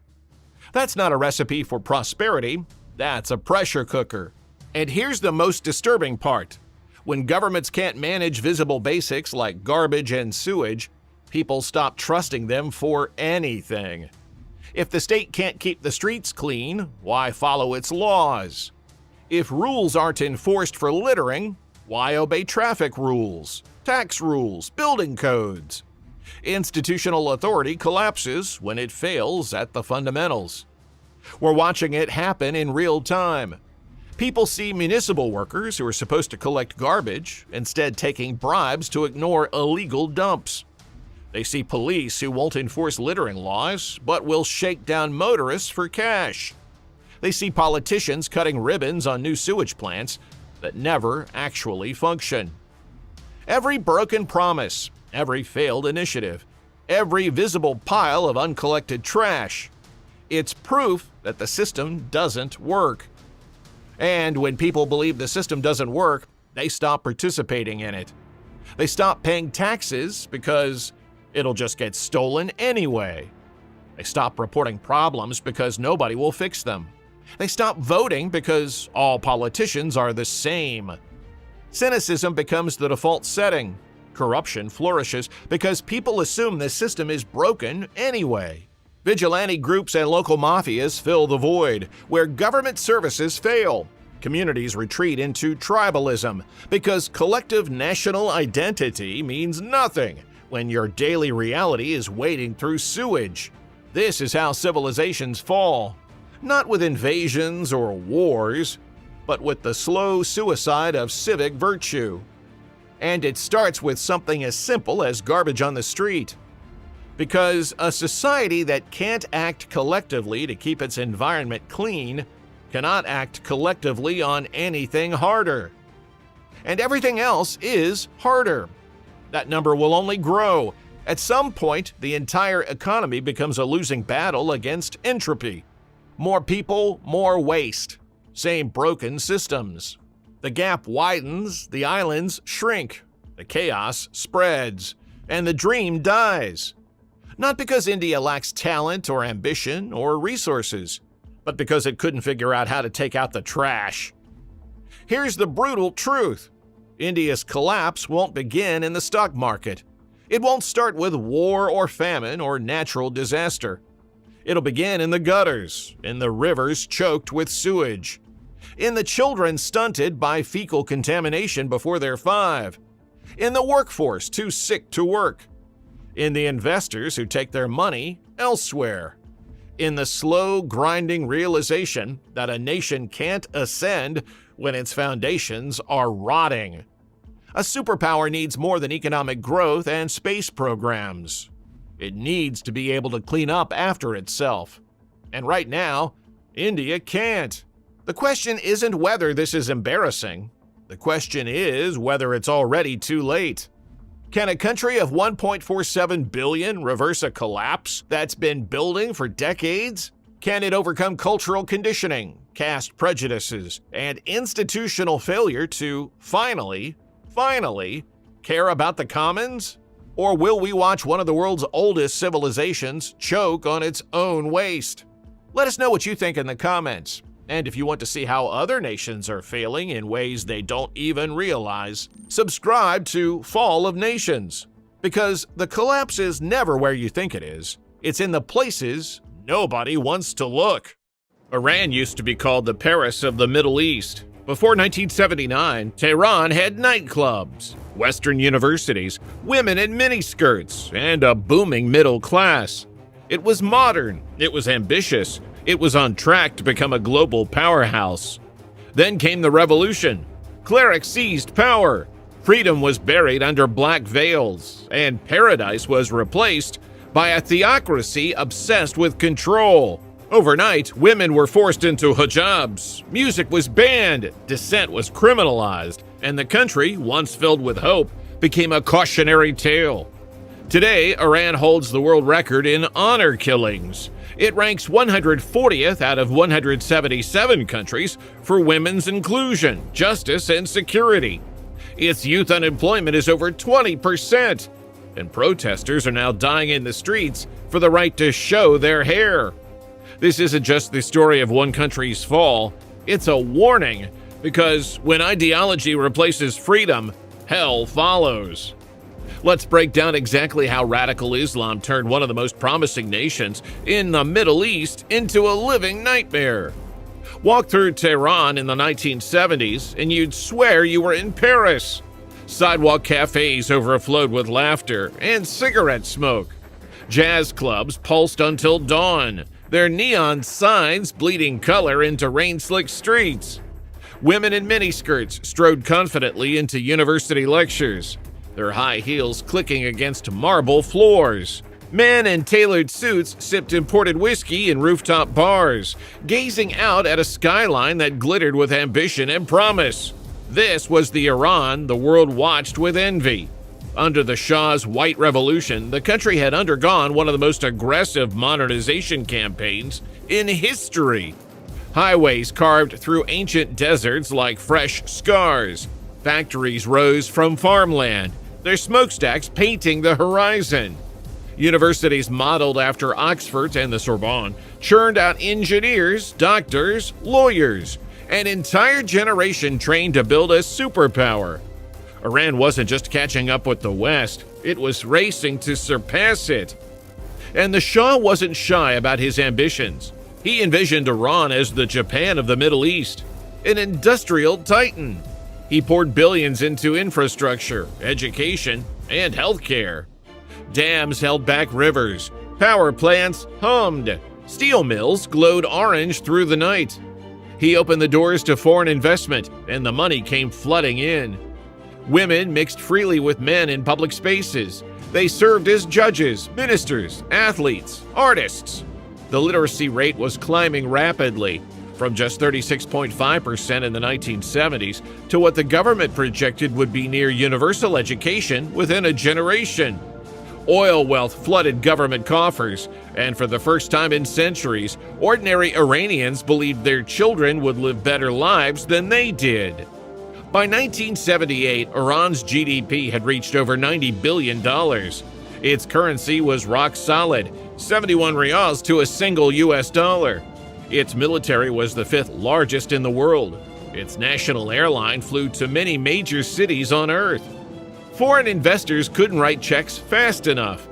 Western diplomats spoke of Iran as the anchor of stability in the Middle East, a rising power, a reliable ally, a nation on the verge of greatness. International observers were stunned by the pace of change. A country that had been largely illiterate just decades earlier was suddenly producing physicists, architects, surgeons. Iranian students won scholarships to Harvard and MIT. Iranian artists exhibited in Paris galleries. But paradise always has a price. And Iran was about to pay it in blood. Because beneath the glitter, something darker was growing. Something that would consume everything the Shah had built. He ruled with an iron fist. His secret police, known as Savak, were among the most feared intelligence operatives on Earth. Trained by the CIA and Israel's Mossad, they had developed interrogation techniques that made dissidents tremble at the sound of a knock on the door. Suspected opponents vanished in the night, dragged from their beds, thrown into unmarked vans. Political prisoners were tortured in underground cells, electrocuted, beaten, hung from ceilings for days. Anyone who questioned the regime risked everything: their careers, their families, their lives. Amnesty International described Iran under the Shah as having one of the worst human rights records on the planet. Thousands languished in Soviet prisons, many never emerged. And while Tehran's elite drove imported sports cars and vacationed on the French Riviera, millions of Iranians in rural villages still lived without clean water or electricity. The White Revolution had promised land reform, but the reality fell brutally short. The wealth wasn't trickling down, it was pooling at the top. Corruption spread through government ministries like rot through wood. The poverty rate hovered around 25%. A factory worker might earn in a year what a connected businessman spent on a single party. Resentment festered. It spread through bazaars and mosques, through cramped apartments and crowded buses, through whispered conversations that stopped whenever a stranger walked too close. Religious conservatives watched Western culture flood their country and saw moral decay eating at Iran's soul. The nightclubs, the alcohol, the unveiled women laughing in public. To them, it wasn't progress. It was the destruction of everything sacred, everything their ancestors had bled to protect. Students who had dreamed of democracy watched their classmates disappear into Soviet prisons and saw tyranny wearing a modern mask. The poor watched the rich and saw a system rigged against them from birth. All of it, the surveillance, the inequality, the Western influence, the brutal repression, created a pressure cooker of rage. 40 years of modernization had built a nation that looked like the future. But underneath, the pressure was building toward an explosion. And in 1979, that pressure finally detonated. The revolution that followed wasn't led by Democrats or reformers. It was led by students demanding freedom or workers demanding fair wages. It was led by clerics, men in black robes with long beards and cold eyes, who saw the Shah's fall as divine will and Iran's future as theirs to shape. What they did next would transform the country into something unrecognizable. The Shah fled in January 1979, his cancer-weakened body collapsing under the weight of mass protests. Millions had marched against him. Soldiers had refused to fire on crowds. The man who called himself the King of Kings was now a fugitive. 2 weeks later, Ayatollah Ruhollah Khomeini descended from an Air France jet at Tehran's airport. He had spent 15 years in exile, building a network of followers and waiting for this moment. Millions lined the streets to see him, their faces twisted with hope and fury. Within months, Iran became the world's first modern Islamic theocracy. The transformation was total, and it was terrifying. The new regime launched what they called the Islamic Cultural Revolution, a systematic purge of everything the Shah had built. Secular teachers were fired by the thousands, their careers destroyed overnight. University professors who refused to comply were imprisoned or executed, their bodies dumped in unmarked graves. Textbooks were rewritten to center Islamic teachings. Western music was banned, the albums smashed, the instruments burned. Alcohol disappeared from stores and restaurants. Mixed gender gatherings became criminal offenses punishable by public lashing. Between 1980 and 1983, the regime closed universities entirely for what they called cultural purification. When they reopened, the curriculum had been gutted. Women were barred from 91 out of 169 academic programs. Engineering, law, agriculture, veterinary medicine. Entire fields were suddenly off limits to half the population. Boys and girls who had studied side by side for decades were suddenly separated into different schools, different classrooms, different worlds. Women who had walked freely through Tehran streets, their hair catching the wind, their laughter carrying through open windows, were now required by law to cover themselves from head to toe. The hijab wasn't optional anymore. It was mandatory, and the punishment for defiance was swift and brutal. The morality police, Gushta Urshad, created specifically to enforce Islamic dress codes, patrolled every neighborhood, every bus station, every public square. Vans prowled the streets like predators. A woman showing too much hair could be arrested, fined, or beaten. A couple holding hands could be detained for hours. A song playing too loudly could mean a public lashing. The freedoms Iranians had taken for granted evaporated overnight. People who had danced at parties now hid radios under their beds. Women who had worn bikinis at Caspian Sea resorts now covered themselves in black from crown to ankle. Even in 40-degree heat, suffocating under cloth that had become a prison. But here's the thing. The clerics weren't done. What they did to women specifically would shock the world, and the worst of it wouldn't come to light for decades. Before the revolution, Iranian women had rights that women in many Western countries were still fighting for. They could vote, a right granted in 1963, decades before Switzerland gave women the ballot. They could divorce their husbands. They could refuse polygamy. The Family Protection Law of 1967 raised the minimum marriage age to 15, then 18 by 1975, and gave women legal standing to reject arranged marriages. Wives had to consent before their husbands could take a second wife. Courts could grant women custody of their children. Women served as judges, cabinet ministers, university deans, pilots. In Tehran's business districts, women in professional attire negotiated contracts and managed corporations, their voices carrying equal weight in boardrooms. Female enrollment in universities climbed from just 4% before the White Revolution to projections that would soon approach parity with men. Then the Islamic Republic erased it all. The Family Protection Law was abolished within months of Khomeini taking power. The marriage age plummeted from 18 back to 13, and in some cases, with a judge's approval, girls as young as 9 could be married off to grown men. 9 years old! Polygamy returned without restriction. A woman's testimony in court became worth half that of a man's. Her inheritance? Half. Compensation for her death? Half. Her voice in marriage, in divorce, in custody of her own children? Subordinate to male authority at every turn. Dancing with anyone outside your immediate family became illegal. Women were banned from singing in public, a prohibition that persists to this day, silencing half the population's voices in the most literal way possible. The moral police gained the authority to stop any woman on the street, inspect her clothing, measure the length of visible hair, and arrest her if the hijab wasn't perfect enough. Women lost the right to travel without male permission. They lost the right to work in certain jobs.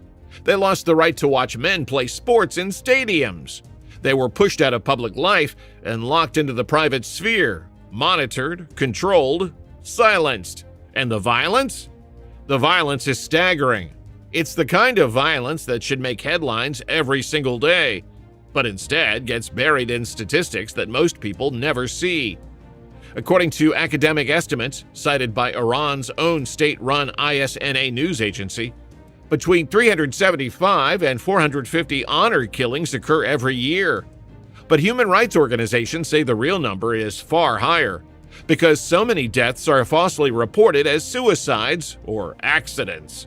Families cover up murders to protect the killers. Police look the other way. Bodies are buried before questions can be asked. In 2024 alone, Radio Farda documented at least 133 women and girls murdered by husbands, fathers, or brothers. One woman killed every 2 days. The Stop Honor Killings campaign recorded 186 cases in that same year, and that only counts the deaths they could verify. The real number? Nobody knows. Nobody's counting. Nobody with power wants to count. The methods are brutal beyond words: stabbing, burning alive, strangling, decapitation. One 17-year-old girl was shot by her own father with a shotgun because she had a friendship with a boy from a rival tribe. A 20-year-old woman was strangled by her 15-year-old brother over suspicions of infidelity. A pregnant Afghan woman was murdered by her husband for being disobedient. and Iran's legal system often protects the killers. Article 630 of Iran's penal code explicitly states that a man who catches his wife with another man can kill them both legally. Other provisions allow families to decide the punishment for killers of their own female relatives, leading to lenient sentences, suspended sentences, or none at all. Fathers who murder daughters routinely receive lighter punishments than car thieves. The system doesn't just fail to protect women, it enables their murder. It codifies their murder. It makes killing women cheap. Only about 5% of parliament members are women. Female labor force participation has collapsed to just 14%. Women represent 60% of the economically inactive population, locked out of work by law, culture, and sheer lack of opportunity.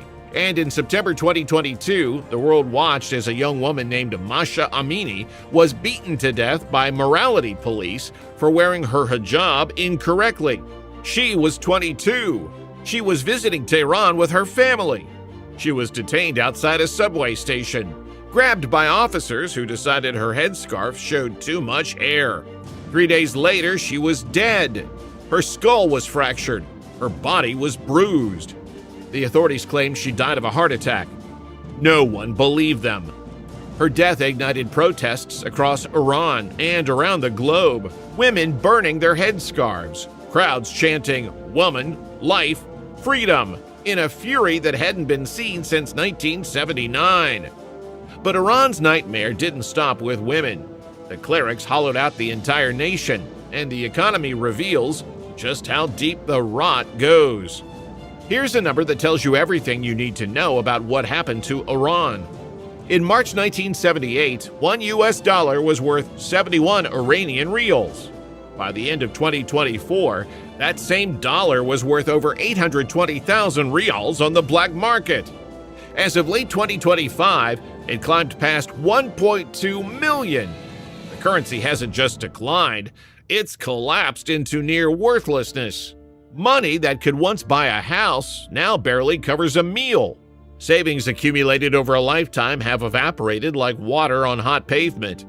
A middle-class family in 1978 would be penniless today if they'd held their wealth in rials. On paper, Iran's GDP has grown since the revolution. The economy diversified away from total oil dependence. Oil now accounts for only 9% of GDP, though it remains critical for foreign exchange.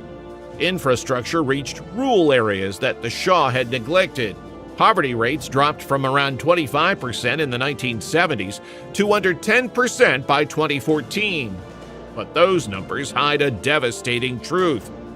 Youth unemployment now exceeds 20% nationwide, and that only counts young people actively looking for work. For young women aged 20 to 24, it's even worse. Nearly 35% can't find jobs. University graduates, who once represented Iran's brightest future, now face a job market that has no place for them. Graduate unemployment runs at nearly 11%, double the national average. And here's the number that should terrify every Iranian. Over 41 million citizens out of a working-age population of 68 million are classified as economically inactive. They've given up looking for work or can't enter the labor market at all. The official unemployment rate of 7.8% is a statistical illusion. The reality is that most Iranians of working age aren't working. Here's the part the regime doesn't want you to know. According to economists at Tehran's own Elimeh Tabatabai University, only about 15% of Iran's economic problems can be attributed to Western sanctions. The rest? Corruption, mismanagement, an economy dominated by state enterprises, and the Revolutionary Guard that crushes private competition and rewards political loyalty over competence. The IRGC, the Islamic Revolutionary Guard Corps, now controls an estimated 20 to 40% of Iran's economy. Construction, telecommunications, oil and gas, banking, the regime's Praetorian Guard has its fingers in everything. Private businesses compete against entities that can call on the state to crush them. Merit means nothing. Connections mean everything. The sons of revolution leaders now drive Maseratis through Tehran's traffic-choked streets, while university graduates sell fruit on street corners. Their diplomas worthless, their futures stolen. The inequality that fueled the revolution in 1979 has returned, just wearing a different face. One ruling class replaced another, and the poor are still poor. The middle class that the Shah once built has been hollowed out. Inflation devours savings. Rent consumes entire salaries. Young couples who dreamed of buying homes now cram into their parents' apartments, their futures on permanent hold. And the brain drain is accelerating. Every year, an estimated 150,000 to 180,000 educated Iranians leave the country. Doctors, engineers, scientists, entrepreneurs. The best and brightest flee to Canada, Germany, Australia, the United States. What they leave behind is a nation bleeding talent. So, how did Iran become one of the most bizarre political systems on Earth? The answer lies in a structure designed to never be challenged, a machine built to ensure that power never changes hands. Most countries have a president, a parliament, or a prime minister at the top.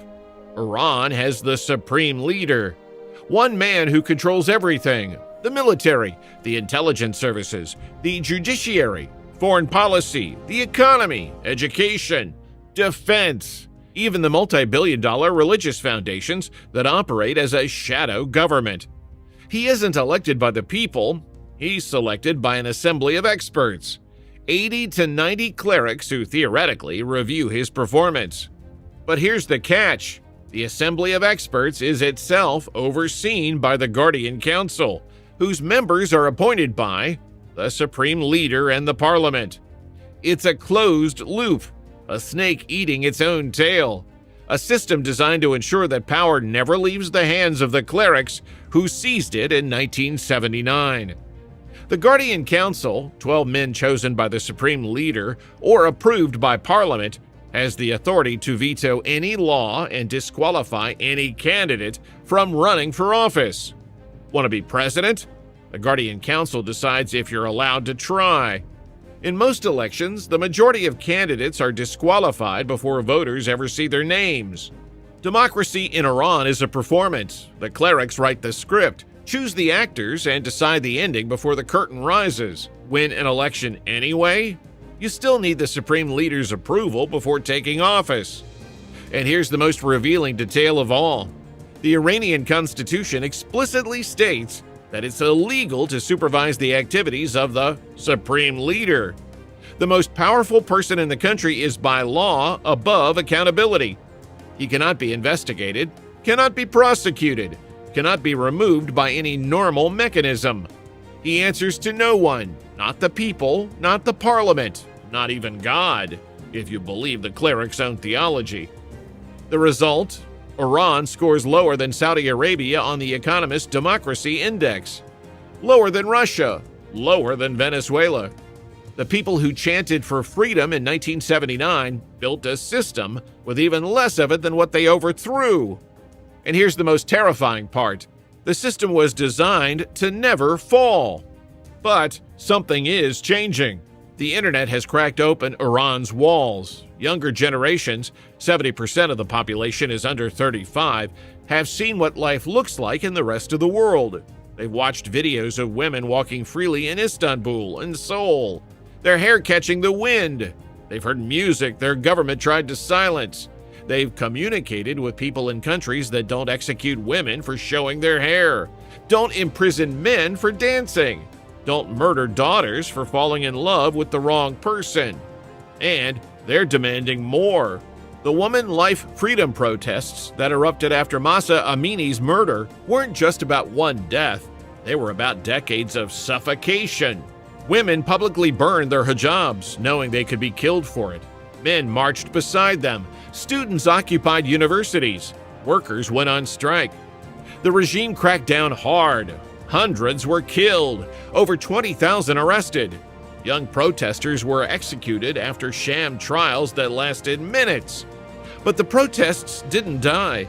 They went underground, simmering, waiting for the next spark. Experts inside and outside Iran believe dramatic social change is coming, possibly within the next decade. The demographics are on the side of the young. The economy is failing. Brain drain is costing the country an estimated $10 billion every year. The ideology that once united the revolution has become the cage that imprisons it. Even some conservative clerics now argue that the regime must reform or risk a collapse that makes 1979 look gentle. Mosques are emptier than they've been in decades. Religious observance among the young has plummeted. The ideology the clerics imposed at gunpoint has produced a generation that quietly despises it. The regime knows this. That's why it cracks down so brutally on every sign of dissent. That's why it imprisons journalists, blocks social media, executes protesters. It rules through fear because it can no longer rule through faith. But fear has limits. And 45 years of broken promises, stolen futures, and murdered daughters have pushed millions of Iranians past the point of fear. Iran was once called the Paris of the Middle East. It was a nation of poets, scholars, and dreamers who believed tomorrow would be brighter than today. Then ideology replaced freedom. Control replaced creativity. Clerics replaced kings, and paradise became hell. The question now isn't whether Iran will change, it's whether change will come through reform or through another revolution. And whether the rest of the world will learn the lesson Iran paid for in blood, that when you trade liberty for ideology, you don't get security, you get chains. So what do you think? Is Iran on the verge of transformation, or will the regime hold on for another generation? Drop your thoughts in the comments. And if this is your first time here, we break down the rise and fall of nations every week, the forces that build empires, and the fractures that tear them apart. Subscribe to Fall of Nations, hit the bell, and we'll see you in the next one. North Korea is disappearing. Not from war, not from an uprising, but from something far worse. A slow-motion collapse that even Kim Jong-un can't control.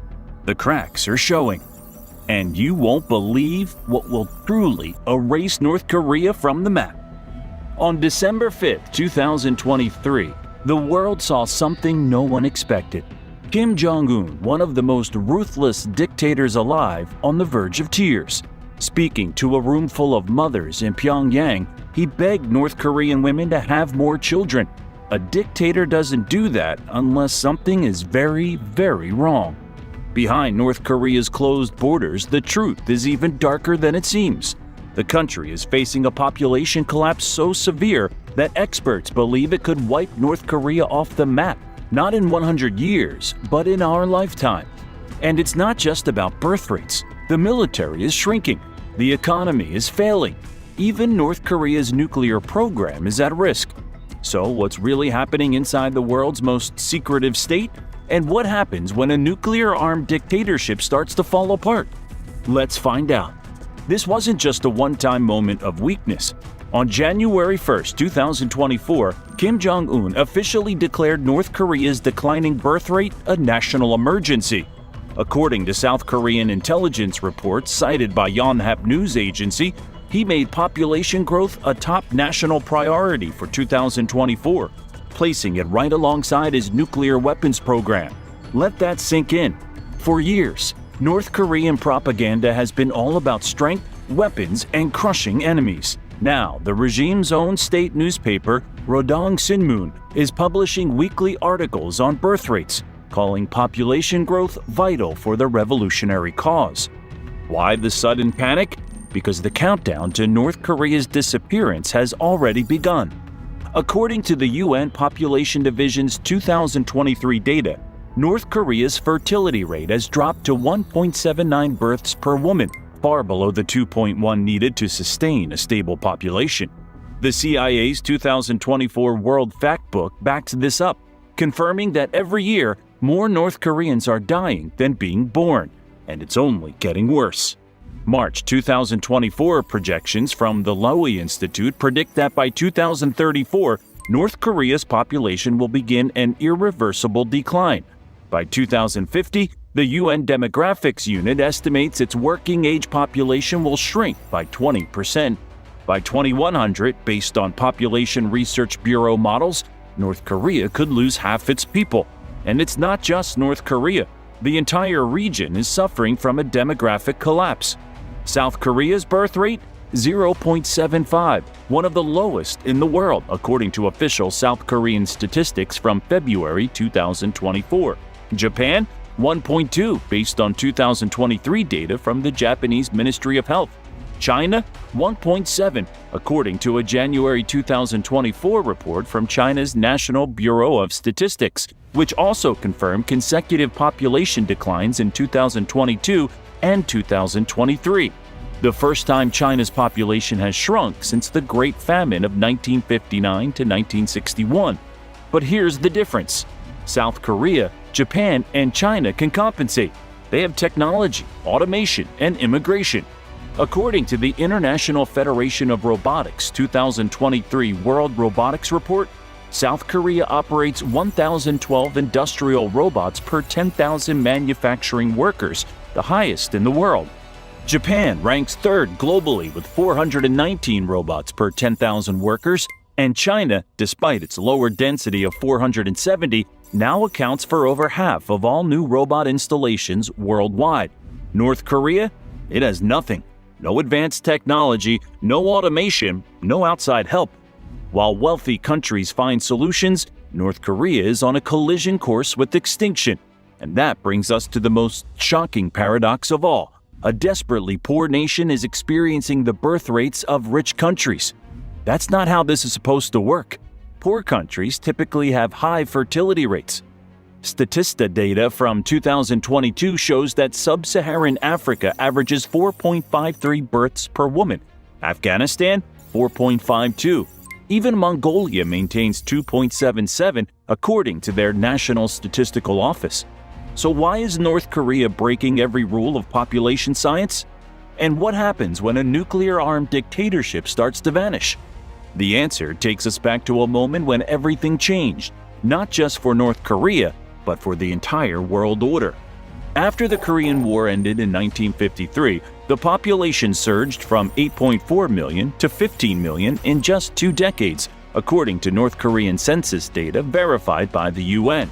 Ironically, the same country now facing extinction once outperformed South Korea economically until the mid-1970s, a fact confirmed in CIA economic assessments from that period that estimated North Korea's per capita income at $1,130, compared to South Korea's $650 in 1976.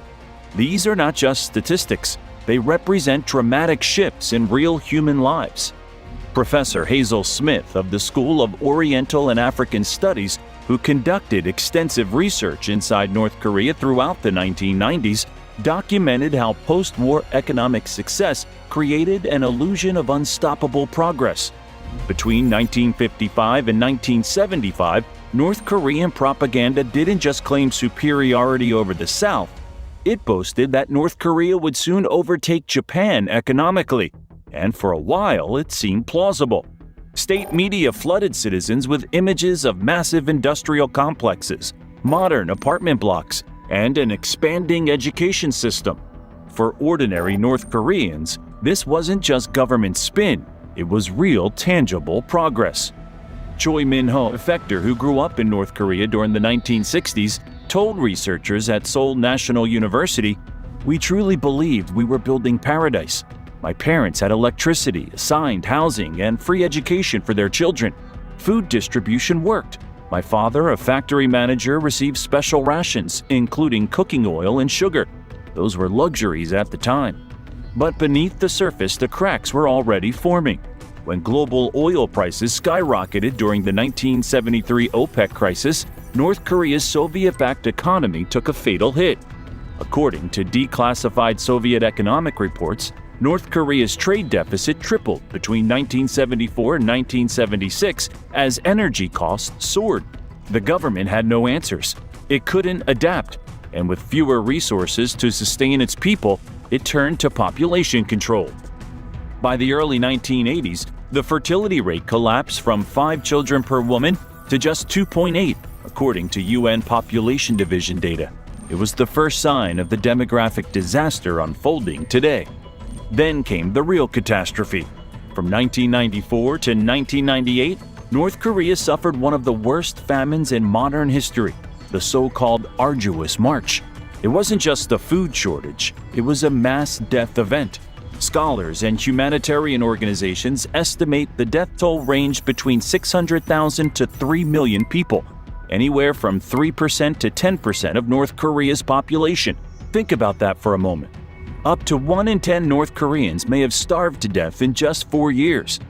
But here's what no one saw coming. The famine didn't just kill people, it changed North Korean society forever. Because when the government's food distribution system collapsed, survival fell on black markets and underground trade networks. Women became the breadwinners. With men forced to report to useless state jobs, women took over the economy, launching the Yangmandang markets that still dominate North Korea today. What started as illegal food trading grew into an underground commercial network spanning the entire country. It was a revolution, but not the kind Kim Jong-un feared. And now this revolution is fueling North Korea's extinction. Fast forward to today, and North Korean women are making a rational choice. They're refusing to bring children into a country with no future. Marriage ages have climbed from the early 20s to the late 20s. Each pregnancy means economic disaster for families already on the edge. And here's the explosive truth Kim Jong-un won't admit. The women of North Korea are engaged in a silent rebellion that's more powerful than any military uprising. Mi Jin, who escaped North Korea in 2019, offered a window into this reality. In our neighborhood markets, the women ran everything. We called ourselves grassroots capitalists behind officials' backs. Another defector, Sun Hee, explained the brutal calculus. Pregnancy means losing your market stall for months.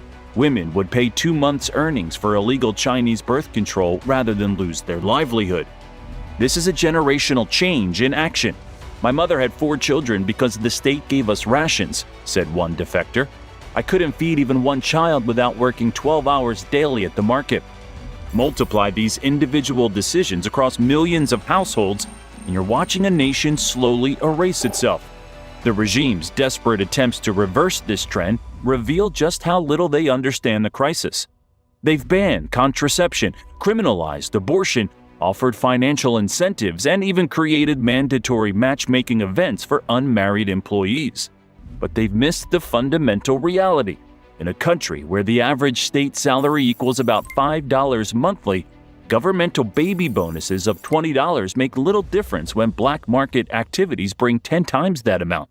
You might wonder, with plummeting birth rates, what happens to a military state that can't find new soldiers? The answer is more disturbing than you can imagine. The Korean People's Army, with 1.2 million active personnel, has long protected the Kim dynasty. But that military machine is disappearing before our eyes. Physical standards have deteriorated so dramatically that minimum height requirements for male recruits have dropped from 5'3" to just 4'9", evidence of how malnutrition has literally shrunk the next generation.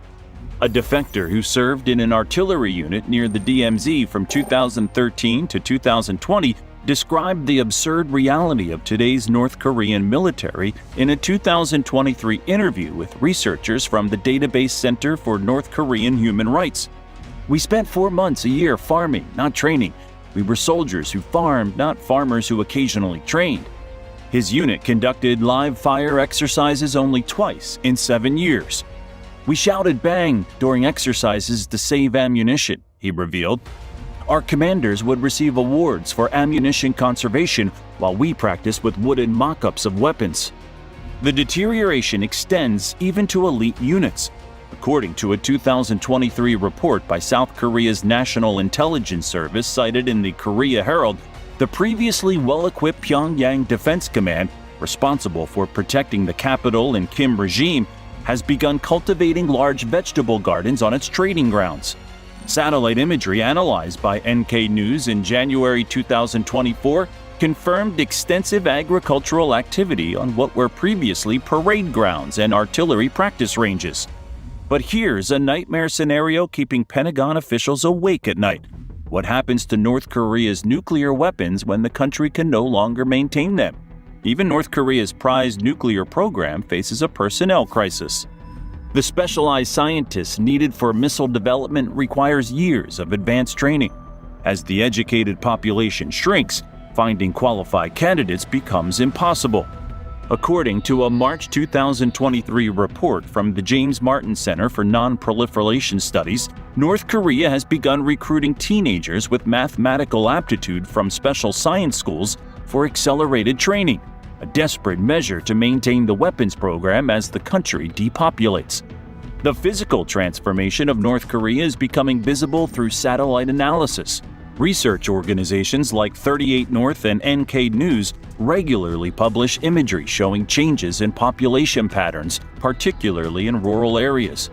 Their analysis have documented declining agricultural activity in some regions and the apparent abandonment of smaller settlements as people migrate to larger population centers. Reports from defectors and aid workers who have visited the country suggest that rural schools in some regions have closed due to insufficient students, with remaining children traveling longer distances to consolidated facilities. The Seoul-based Daily NK, which maintains sources inside North Korea, has reported on population shifts from rural to urban areas, particularly among younger North Koreans seeking economic opportunities.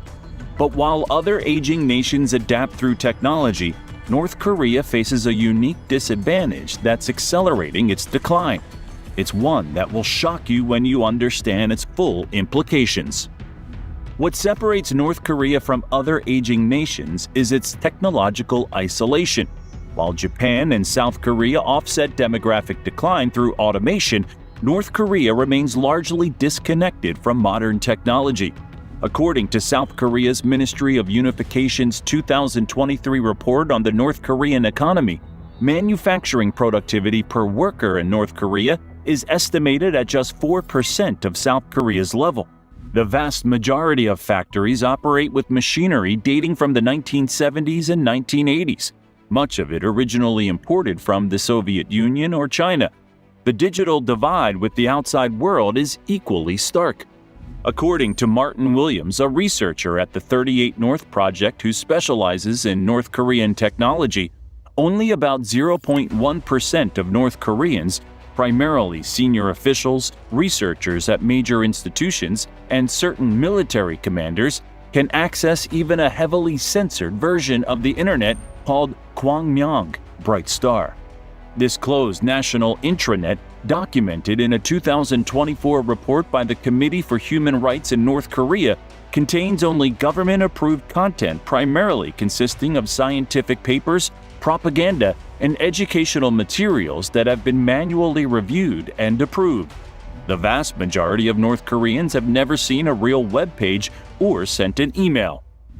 Mobile phones, primarily Chinese-made models running modified Android operating systems, have reached approximately 5 to 6 million subscribers, according to figures cited by South Korea's National Intelligence Service in December 2023, representing about 20% of the population. However, these operate on the closed Kuryolink network incapable of international calls or internet access. The operating system takes random screenshots to monitor user activity, feature documented by researchers who have examined phones brought out by defectors.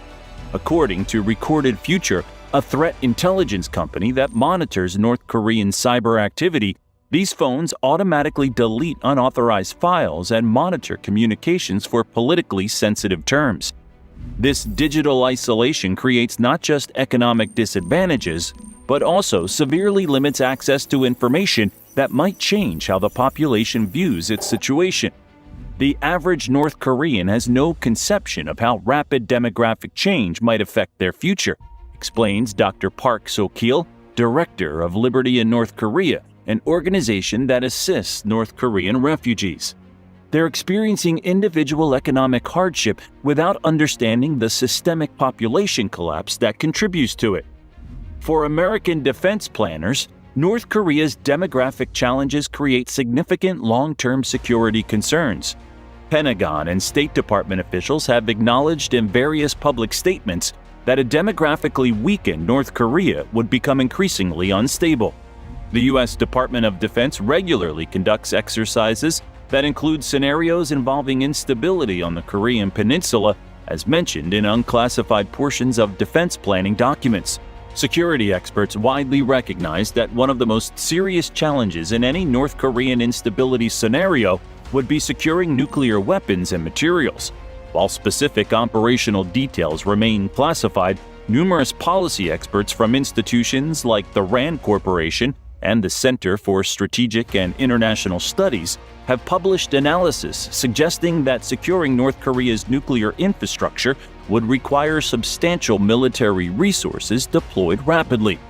The fundamental challenge involves intelligence limitations. While satellite imagery and other open-source intelligence can identify major declared nuclear facilities, like the Yongbyon Nuclear Scientific Research Center, security experts acknowledge that North Korea likely maintains concealed facilities that would be difficult to locate during a crisis. In congressional testimony and public statements, intelligence officials have regularly noted significant gaps in understanding the full extent of North Korea's nuclear program. But nuclear weapons aren't the only threat from a collapsing North Korea. Something equally dangerous lurks beneath the surface, a threat that could reach into your pocket or bank account without warning. The country's elite hacking units, responsible for breaches at Sony Pictures and banking systems worldwide, represent some of its most valuable human capital. As the regime grows desperate, these cyber warriors could be unleashed against Western infrastructure or sell their skills to the highest bidder. The humanitarian crisis would be equally catastrophic. International organizations project that up to 3 million North Koreans might flee during a severe governance failure. China, already struggling with its own demographic challenges, has strengthened border defenses specifically to prevent refugee flows. South Korea would face economic shock, absorbing millions of impoverished North Koreans. For global markets, this represents an underappreciated time bomb. While North Korea itself is economically isolated, regional instability would hit South Korea hard, and that matters to everyone. As the world's 12th largest economy and supplier of 60.5% of global memory chips as of 2025, South Korean market disruption would trigger technology supply chain chaos worldwide. But there's an even more complex strategic puzzle taking shape in the shadows. China, North Korea, and Taiwan are connected in ways few people understand, and the consequences could reshape global security for decades to come. What's even more concerning is how North Korea's demographic collapse intersects with Taiwan's security. U.S. defense officials warn that China watches America's response to North Korea as a test case for Taiwan. A classified Pentagon report leaked to the Washington Post revealed that Chinese military planners explicitly reference American response thresholds in Korea when planning Taiwan scenarios. The connection between Taiwan and North Korea has become increasingly explicit in diplomatic and military planning circles. During the February 2023 closed-door Shangri-La Dialogue in Singapore, a Track 1.5 security forum bringing together officials and academics, a senior retired Chinese military officer reportedly stated, "America's appetite for Asian security crises can be measured by its Korean policy." Though Beijing officially denied this statement when it leaked to the Financial Times, subsequent statements from Chinese Foreign Ministry spokespeople have reinforced similar themes. Li Zhai, a military analyst close to the People's Liberation Army Navy, wrote in a July 2023 article for the state-affiliated Global Times that American resource allocation between the Korean Peninsula and Taiwan Strait represents a zero-sum game that Chinese strategic planners must exploit. The article was later removed from the website but had already been reprinted in several other Chinese publications.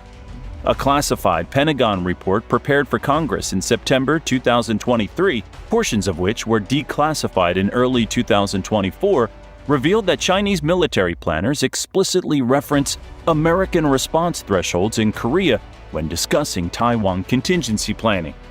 According to testimony from Assistant Secretary of Defense for Indo-Pacific Security Affairs Eli Ratner before the Senate Armed Services Committee on February 14, 2024, we have clear intelligence indicating PLA officers view American commitment on the Korean Peninsula as a benchmark for potential Taiwan scenarios. Japan further complicates this strategic puzzle.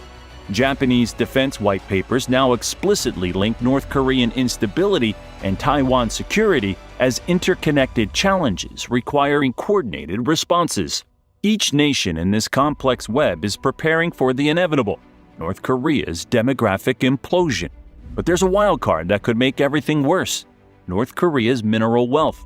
The country sits on an estimated $10 trillion in untapped resources, including the world's second-largest magnesite reserves and rare earth minerals essential for modern technology. These deposits, currently underutilized, would become the focus of intense competition in any collapse scenario. North Korea's relationship with China adds another layer of complexity. According to trade data compiled by the Observatory of Economic Complexity and the United Nations, China accounts for more than 90% of North Korea's official international trade. This economic dependency has grown more pronounced under international sanctions. Reports from various economic analysts and satellite imagery suggest Chinese companies maintain significant interest in North Korean natural resources. North Korea possesses substantial mineral deposits including coal, iron ore, zinc, and rare earth elements, resources with significant geopolitical and economic value. According to the U.S. Geological Survey and South Korean government assessments, these untapped resources could be worth hundreds of billions of dollars. Several analysts have noted that Chinese firms appear positioned to maintain access to these resources through various economic arrangements. These resources, currently underutilized due to North Korea's limited extraction and processing capabilities, could become more economically significant in scenarios involving political or economic transitions in North Korea. So, what does this all mean for the future? Is North Korea truly doomed to disappear? And if so, what happens to its weapons, its people, and the balance of power in Asia? This isn't paranoid speculation. It's demographic mathematics. Population decline follows predictable patterns, and North Korea displays all the indicators of a state in terminal demographic freefall: sub-replacement fertility, youth immigration, aging population, and economic stagnation. Even Kim Jong-un, with all his nuclear weapons and totalitarian control, can't reverse this demographic death spiral. He can cry on national television, he can beg, he can threaten, but he can't force women to have children they can't afford to feed. And that's perhaps the most powerful lesson from North Korea's coming erasure. Even the most oppressive regimes ultimately face biological and economic realities they cannot control. A country where women choose not to have children is a country with no future. Kim Jong-un has spent his entire rule focused on nuclear weapons as the key to regime survival. But the real existential threat wasn't from external invasion. It was the demographic time bomb ticking within its own borders. North Korea won't vanish overnight. The process will be gradual, marked by increasing instability, economic deterioration, and territorial contraction. But the trajectory is clear and increasingly irreversible. A country that once threatened the world with nuclear apocalypse now faces a different kind of extinction, not with a bang, but with the quiet absence of children's laughter. So what do you think? Will Kim Jong-un find a way to reverse this demographic death spiral? Or are we witnessing the beginning of North Korea's erasure from the map? Let us know what you think in the comments below, and don't forget to check out our video, China's Collapse into Poverty is Worse Than You Think, and subscribe to our channel for more great content. Thanks for watching. There are 5 countries so feared, so brutal, so twisted in their actions that deep down, you wouldn't mind seeing them go up in flames. From weaponized surveillance and genocide to nuclear threats and hacked elections, these regimes have pushed the world to the edge. But what if we told you their collapse has already begun? Right now, the cracks are forming, economies unraveling, armies defecting, rebellions rising. These aren't theories, they're happening in real time. And if these regimes fall, the world won't be safer, it could explode. Because when tyrants lose control, they don't surrender, they strike back. This isn't just about revenge or justice, this is about survival. This kind of in-depth geopolitical storytelling is exactly why we created Fall of Nations. If you're interested in more content like this and want to support the mission, consider subscribing. Now, let's take a closer look at the 5 so-called evil empires on the brink of collapse. China, the surveillance superpower. China wants you to believe it's unstoppable, the second largest economy on Earth, 1 billion+ citizens marching in lockstep, a technological powerhouse ready to dominate the 21st century. But behind the gleaming skyscrapers and high-speed trains lies a different reality. Xi Jinping has created the most sophisticated surveillance state in human history. In Xinjiang alone, over 1 million Uyghurs have been detained in what UN investigators have called crimes against humanity. Facial recognition cameras track citizens' every move. Social credit scores determine who can travel, get loans, or even send their children to good schools. The Great Firewall blocks information the regime doesn't want its people to see. But the system that was meant to protect China's ruling elite is starting to crack. In 2024, China's property sector, which accounts for nearly 30% of its GDP, continued its catastrophic implosion. 90 million empty apartments now threaten to wipe out the life savings of hundreds of millions of Chinese families. The numbers are staggering. According to Statista, Chinese household wealth tied to real estate sits at 70%, compared to just 25% in America. When those investments collapse, so will public faith in the Communist Party. But the housing crisis is just the beginning.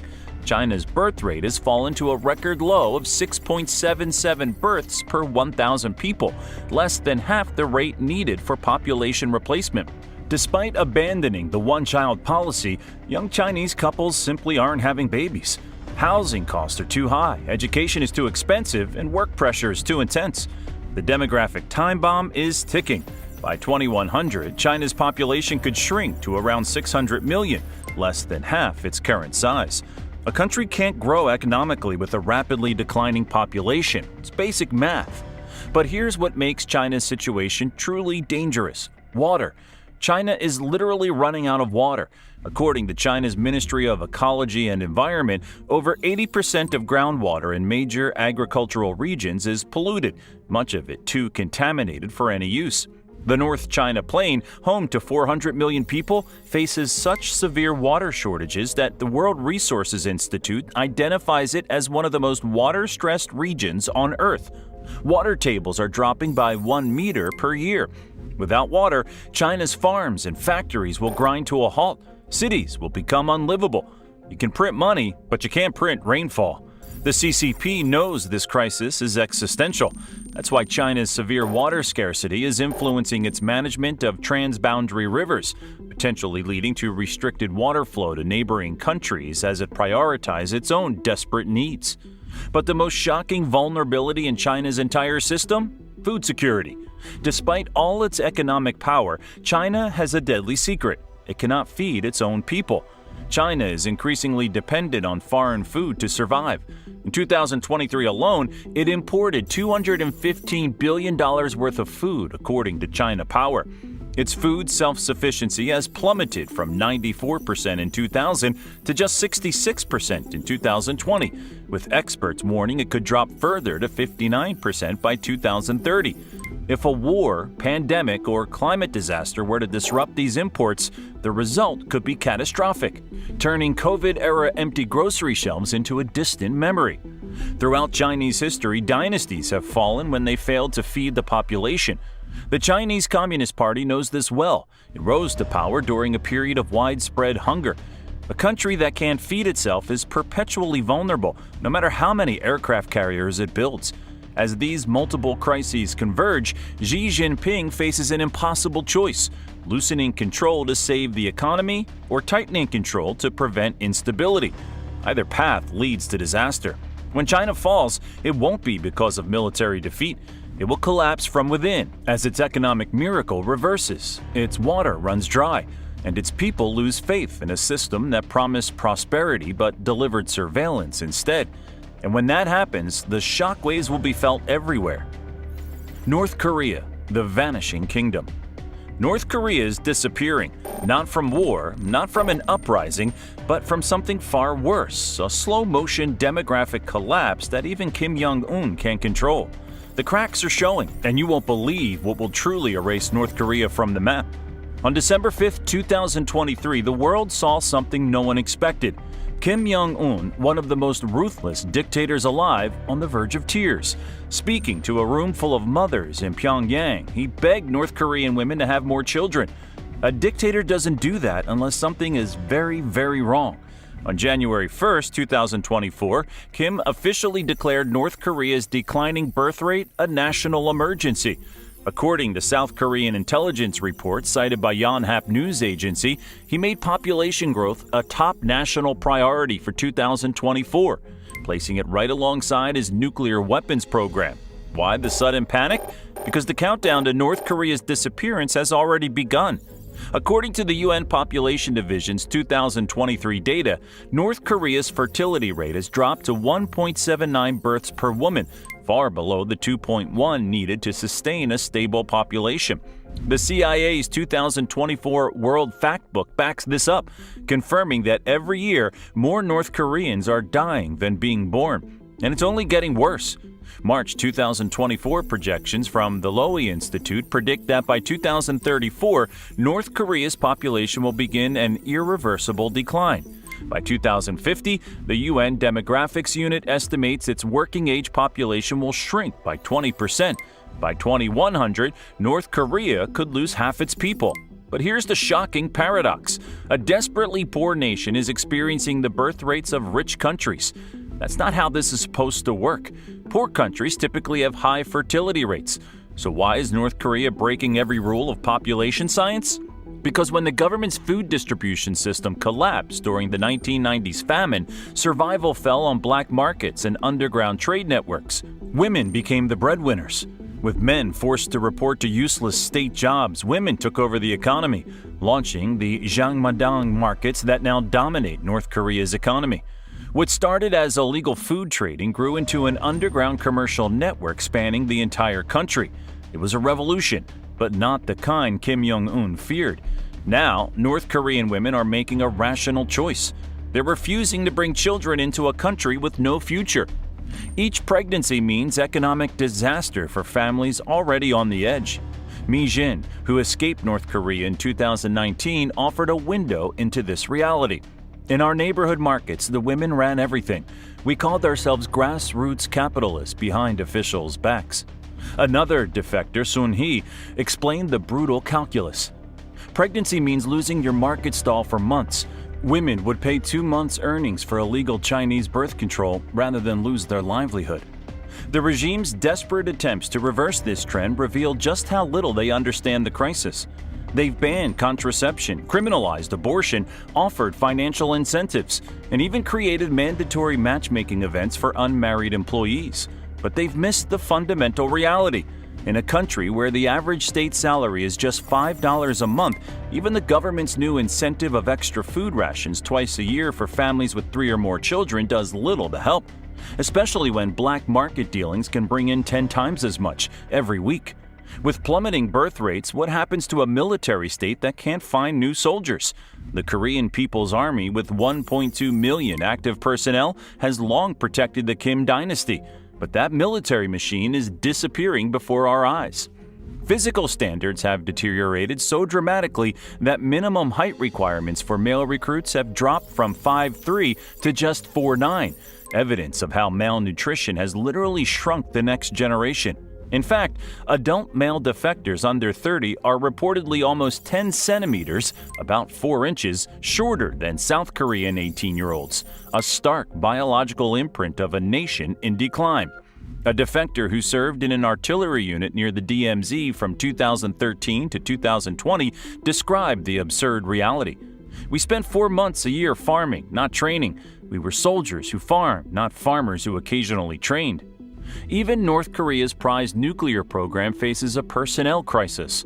The specialized scientists needed for missile development requires years of advanced training. As the educated population shrinks, finding qualified candidates becomes impossible. Kim Jong-un has spent his entire rule focused on nuclear weapons as the key to regime survival. But the real existential threat wasn't from external invasion. It was from the demographic time bomb ticking within his own borders. North Korea won't vanish overnight. The process will be gradual, marked by increasing instability, economic deterioration, and territorial contraction. But the trajectory is clear and increasingly irreversible. A country that once threatened the world with nuclear apocalypse now faces a different kind of extinction, not with a bang, but with the quiet absence of children's laughter. Iran, reaping what it sowed. March 18, 2025, Tehran, Iran. The once proud capital of a nation that dreamed of dominating the Middle East now struggles to keep its lights on. This is Iran reaping what it sowed, a bitter harvest of catastrophic miscalculations that have brought it to the brink of total collapse. We lost, we badly lost, we blew it. These devastating words weren't spoken by some Western analyst or Iranian dissident. They came directly from a high-ranking commander in Iran's Revolutionary Guard Corps during a closed-door meeting that was never meant to reach the public. When the elite guardians of the revolution are privately admitting defeat, you know something catastrophic is unfolding. Iran's collapse isn't coming from foreign invasion or military defeat. The Islamic Republic is reaping what it sowed, a perfect storm of consequences for decades of mismanagement, corruption, and catastrophic strategic blunders. Let's start with perhaps the most mind-boggling paradox of Iran's downfall. Imagine sitting on an ocean of energy while your citizens freeze in the dark. That's the absurd reality in Iran today. Across the country, schools, universities, banks, and government offices operate on severely reduced schedules. Major highways and shopping malls regularly plunge into darkness without warning.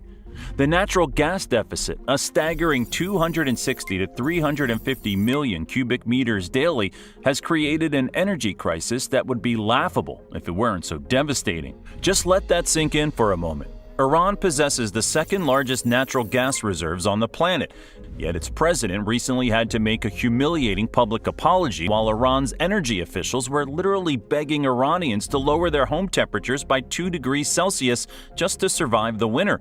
And the domino effect is utterly devastating. Manufacturing output has plummeted by up to 50% as the government frantically shuts down industrial plants to divert energy to homes. Steel production has potentially collapsed by half, with some sources reporting even more dramatic declines. Without steel, Iran can't maintain its military equipment, repair its crumbling infrastructure, or sustain its defense industry. This isn't just an energy crisis, it's a national security meltdown happening in real time. Meanwhile, Iran's economy isn't just struggling, it's in complete freefall. According to the Heritage Foundation's 2025 Index of Economic Freedom, Iran languishes at a staggering 169th out of 184 countries, buried among the world's most failed, fractured, and war-ravaged states. In the Middle East and North Africa region, it ranks dead last, 14th out of 14, cementing its place as the region's most economically repressed nation. But the most heartbreaking statistic reveals the human toll of this economic apocalypse. More than a third of all Iranians have plunged below the poverty line, while inflation has exceeded a staggering 40% for 5 consecutive years. Picture that, half of your purchasing power vanishing in just half a decade with no relief in sight. You're probably wondering how a nation sitting on some of the world's largest oil reserves could possibly find itself in such dire economic straits. The answer reveals how Iran is reaping what it sowed through perhaps the most disastrous strategic gamble in its history. Between 2018 and 2023, despite crippling sanctions, Iran somehow managed to earn a staggering $253 billion in oil revenues. That's money that could have rebuilt crumbling infrastructure, modernized the energy sector, or provided relief to struggling citizens. Instead, somewhere between $30 to $50 billion, a mind-boggling sum, was funneled into Syria to prop up the Assad regime. Another $20+ billion went to building proxy forces across the Middle East. Hezbollah in Lebanon, the Houthis in Yemen, and various Shia militias in Iraq. Nearly a quarter of Iran's precious oil revenue was squandered on geopolitical ventures that have now gone up in smoke. And here's the truly devastating part. With Syria's change of government, Iran's carefully constructed land bridge to its proxies has been completely severed. Now Iran is reaping what it sowed. The billions spent building influence have essentially evaporated overnight. But if you thought Iran's current situation was dire, what lies ahead is truly nightmarish. A demographic time bomb that threatens to erase the Islamic Republic from the map entirely. Iran is aging at a pace that demographers find almost impossible to comprehend. According to Iran's own National Population Research Institute, the country's 90.6 million strong population is aging 5 times faster than it's growing, a rate of decline with few parallels in human history. By 2050, 1/3 of all Iranians will be over 60, a threefold increase from 2021. But even that alarming statistic doesn't capture the full horror of what's coming. Interior Minister Eskandar Momeni recently issued a warning that sent shockwaves through the government. Iran's population could shrink by more than half over the next 75 years. Let that sink in. The Islamic Republic isn't just facing decline, it's facing potential extinction as a nation. For the first time in the Islamic Republic's history, terrifying questions are emerging about whether members of the regime's hard base, the ideologically committed supporters who form the backbone of its security apparatus, will continue to defend the system when the next wave of unrest inevitably erupts. The parallels to Syria's collapse are impossible to ignore. It was the demoralization and abandonment of Assad's security forces that led to the downfall of the Ba'athist regime. Iran's leadership is watching the same nightmare scenario unfold in slow motion. One retired Revolutionary Guard member, speaking anonymously, delivered a devastating assessment. "We sacrificed everything for the revolution. And what do we have to show for it? We can't even keep the lights on." As Iran's regime begins to buckle, intelligence agencies warn that extremist elements within the IRGC might do something reckless, very reckless. We're talking about potential last-ditch attacks on U.S. forces in the region or strikes on critical oil infrastructure in Saudi Arabia or the UAE, acts that could ignite a regional war overnight. The Islamic Republic is caught in a perfect storm of catastrophic proportions: an energy crisis, economic collapse, demographic death spiral, and evaporating legitimacy, all while facing unprecedented international pressure and looming military threats. When systems are as fundamentally broken as Iran's, even small sparks can ignite an unstoppable conflagration. What we're witnessing isn't just a nation in crisis, it's the final death throes of a revolutionary regime that has exhausted its ideological, economic, and demographic resources. Venezuela, paradise lost.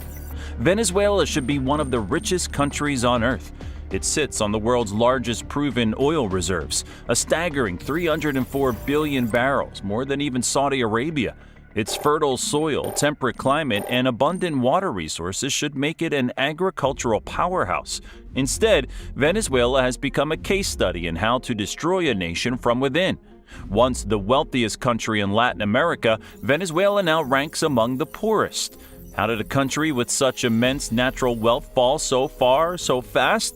The answer begins with Hugo Chavez, who came to power in 1999 promising to use Venezuela's oil wealth to lift the poor. When oil prices soared in the 2000s, his government spent lavishly on social programs, nationalized industries, and expanded state control over the economy. But beneath the surface, the foundations were crumbling. Corruption became endemic. State-owned companies, including the oil giant PDVSA, were staffed with political loyalists rather than qualified managers. Maintenance was neglected. Investment in new technologies stopped. When Chavez died in 2013, his hand-picked successor, Nicolas Maduro, inherited a system already on the brink. As oil prices plummeted, the house of cards collapsed. The numbers are staggering. According to the IMF, Venezuela's economy has shrunk by 80% since 2013, the largest contraction of any country not at war in modern history. Hyperinflation reached an almost unimaginable 130,000% in 2018. Even after multiple currency redenominations that lopped zeros off the bolivar, inflation remains among the highest in the world in 2025. The human toll has been catastrophic. According to a 2023 survey by the country's major universities, 82% of Venezuelans live in poverty, with 53% in extreme poverty. Food insecurity affects 92% of households. The minimum wage, about $5 per month, buys less than a week's worth of food. In fact, the basic food basket of 60 essential items now costs over $550, meaning it would take more than 150 monthly salaries just to survive.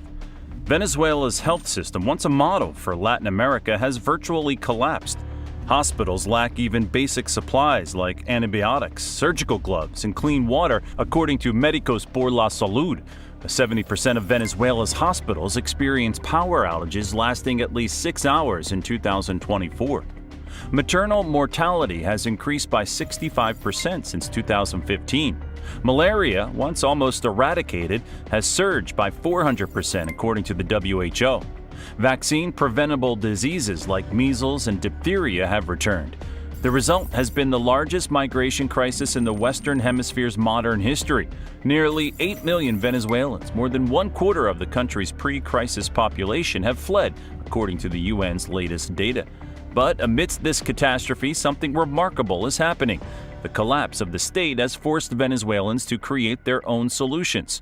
A parallel economy using dollars, cryptocurrencies, and barter has emerged.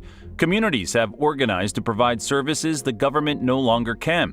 In Caracas, neighborhood councils now handle everything from garbage collection to security.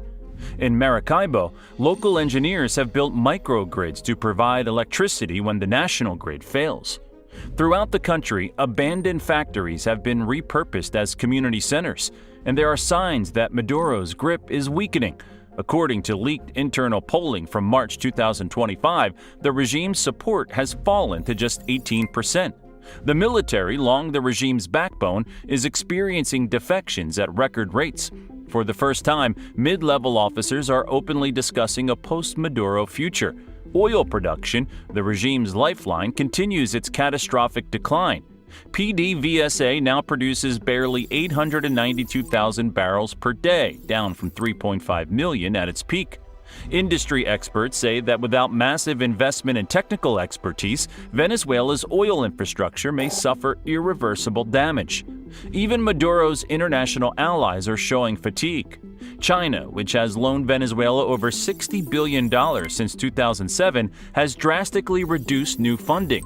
Russia, distracted by its own crises, has scaled back support.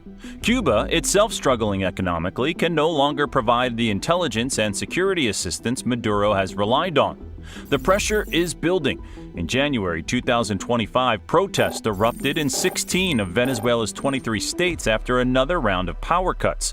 Unlike previous demonstrations, these included traditionally pro-government neighborhoods. For the first time, workers from state-owned companies joined the protest. Maduro responded with familiar tactics, violence, and repression. But according to human rights observers, security forces in several cities refused orders to fire on protesters, a significant crack in the regime's control apparatus. The question is no longer if Venezuela's regime will collapse, but when, and what comes after. The country's reconstruction will require not just economic reforms, but rebuilding institutions hollowed out by decades of corruption and mismanagement. History shows that transitions from authoritarian rule are rarely smooth. Venezuela, with its militarized society and proliferation of armed groups, faces particular risks of prolonged instability.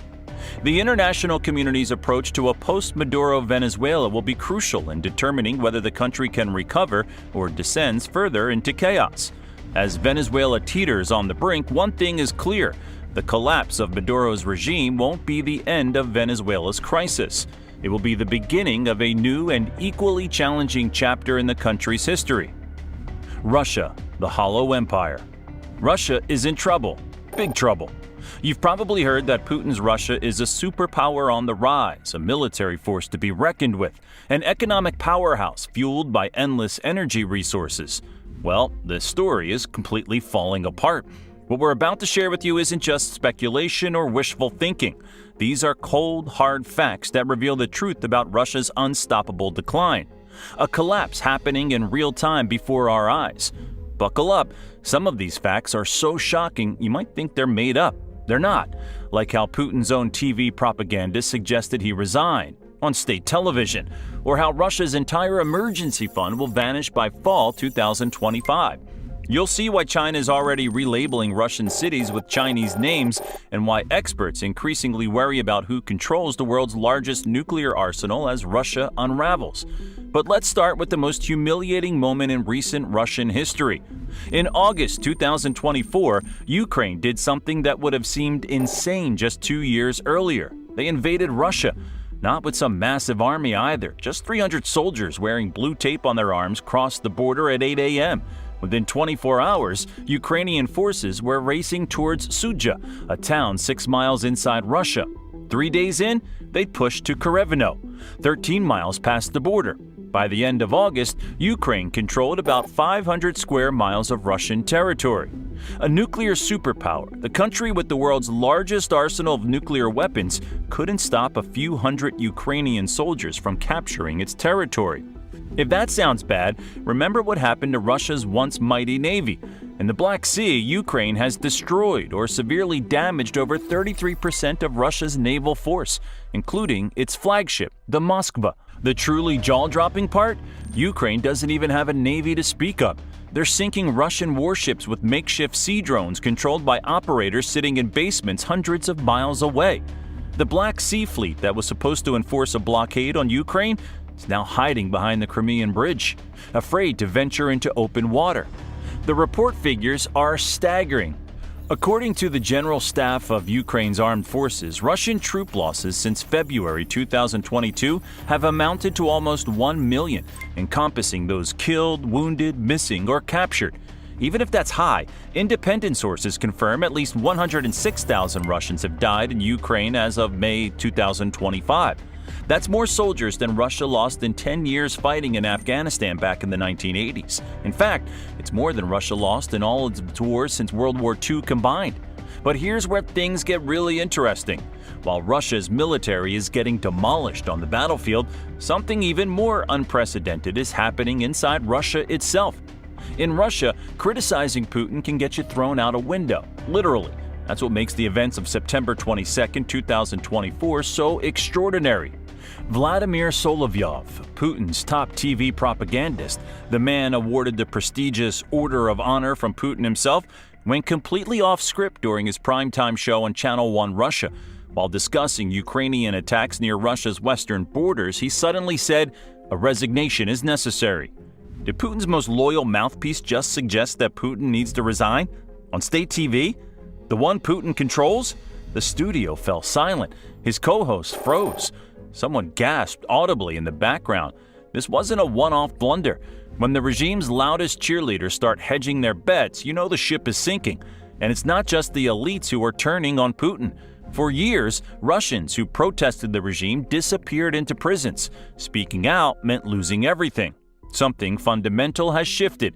In the village of Ogovka, near Ukraine, residents wrote an open letter to Putin himself. "We ask you to end this cursed war," they wrote.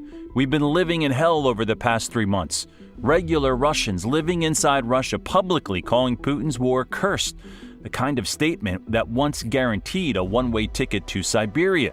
Now people are saying it anyway. Behind Russia's political problems lurks an even more devastating reality. Its money is running out. The National Wealth Fund, Russia's emergency money stash, has crashed from $117 billion in 2021 to just $39 billion as of April 2025. Strip away the gold, and that figure shrinks even further. At the current burn rate, experts predict Russia's liquid reserves will be completely gone by fall 2025. Not diminished, gone, empty, zero. And yet Russia plans to spend over $145 billion on defense in 2025 alone. It's like draining your retirement account to buy a tank while your house is burning down. As Russia's financial safety net vanishes, a different kind of crisis is killing the country from within. Russians are drowning in alcohol. Between January and October 2024 alone, Russians guzzled 1.84 billion liters of alcohol, the highest volume recorded since 2017. Vodka, Russia's national drink and silent killer, leads the charge. In just 10 months, Russians downed 620 million liters of the stuff. Russian men now die on average 10.2 years earlier than Russian women, creating one of the worst gender gaps in life expectancy worldwide. A quarter of all male deaths directly trace back to alcohol. This isn't just bad health policy. For centuries, Russian rulers have deliberately fueled mass alcoholism to keep their people docile, obedient, and too drunk to revolt. Putin keeps this tradition alive. As vodka kills individual Russians, it's simultaneously killing Russia's future as a nation. Russia's birth rate has nosedived to its lowest level in 25 years, just 11.1 births per 1,000 people in 2024. The war has turned this slow decline into a demographic emergency. When Putin called up 300,000 men for his partial mobilization in 2022, about 700,000 young Russians, mostly men, immediately fled the country. Not random Russians either. These were doctors, engineers, tech experts, the very people who typically start families and build economies. The math is brutal. For every 12 to 13 people who die in Russia, only about 8 babies are born. This isn't a temporary dip, it's a population extinction event. Putin's desperate solution? Import workers from other countries. Russia now relies on 6 to 14 million migrant workers, mostly from Central Asian countries.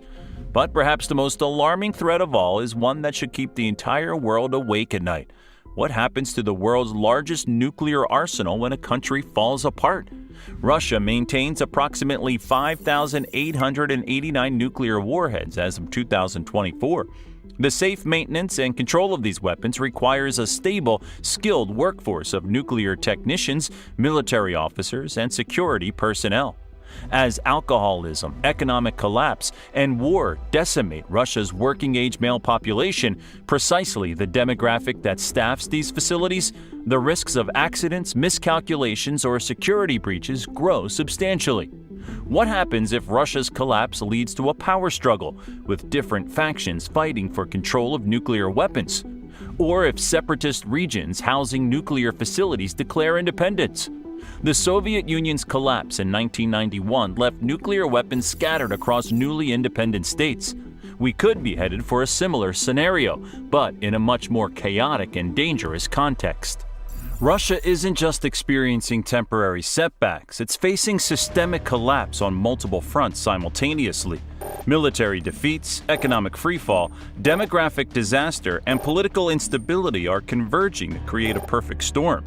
Putin's regime may be able to maintain control in the short term through repression and propaganda, but the foundations are crumbling, and the collapse, when it comes, will be rapid and dramatic. Conclusion: when evil empires fall. The collapse of these regimes won't mean the end of global threats. It could multiply them. When empires fall, they rarely go quietly. History tells us that dying regimes become more dangerous, not less.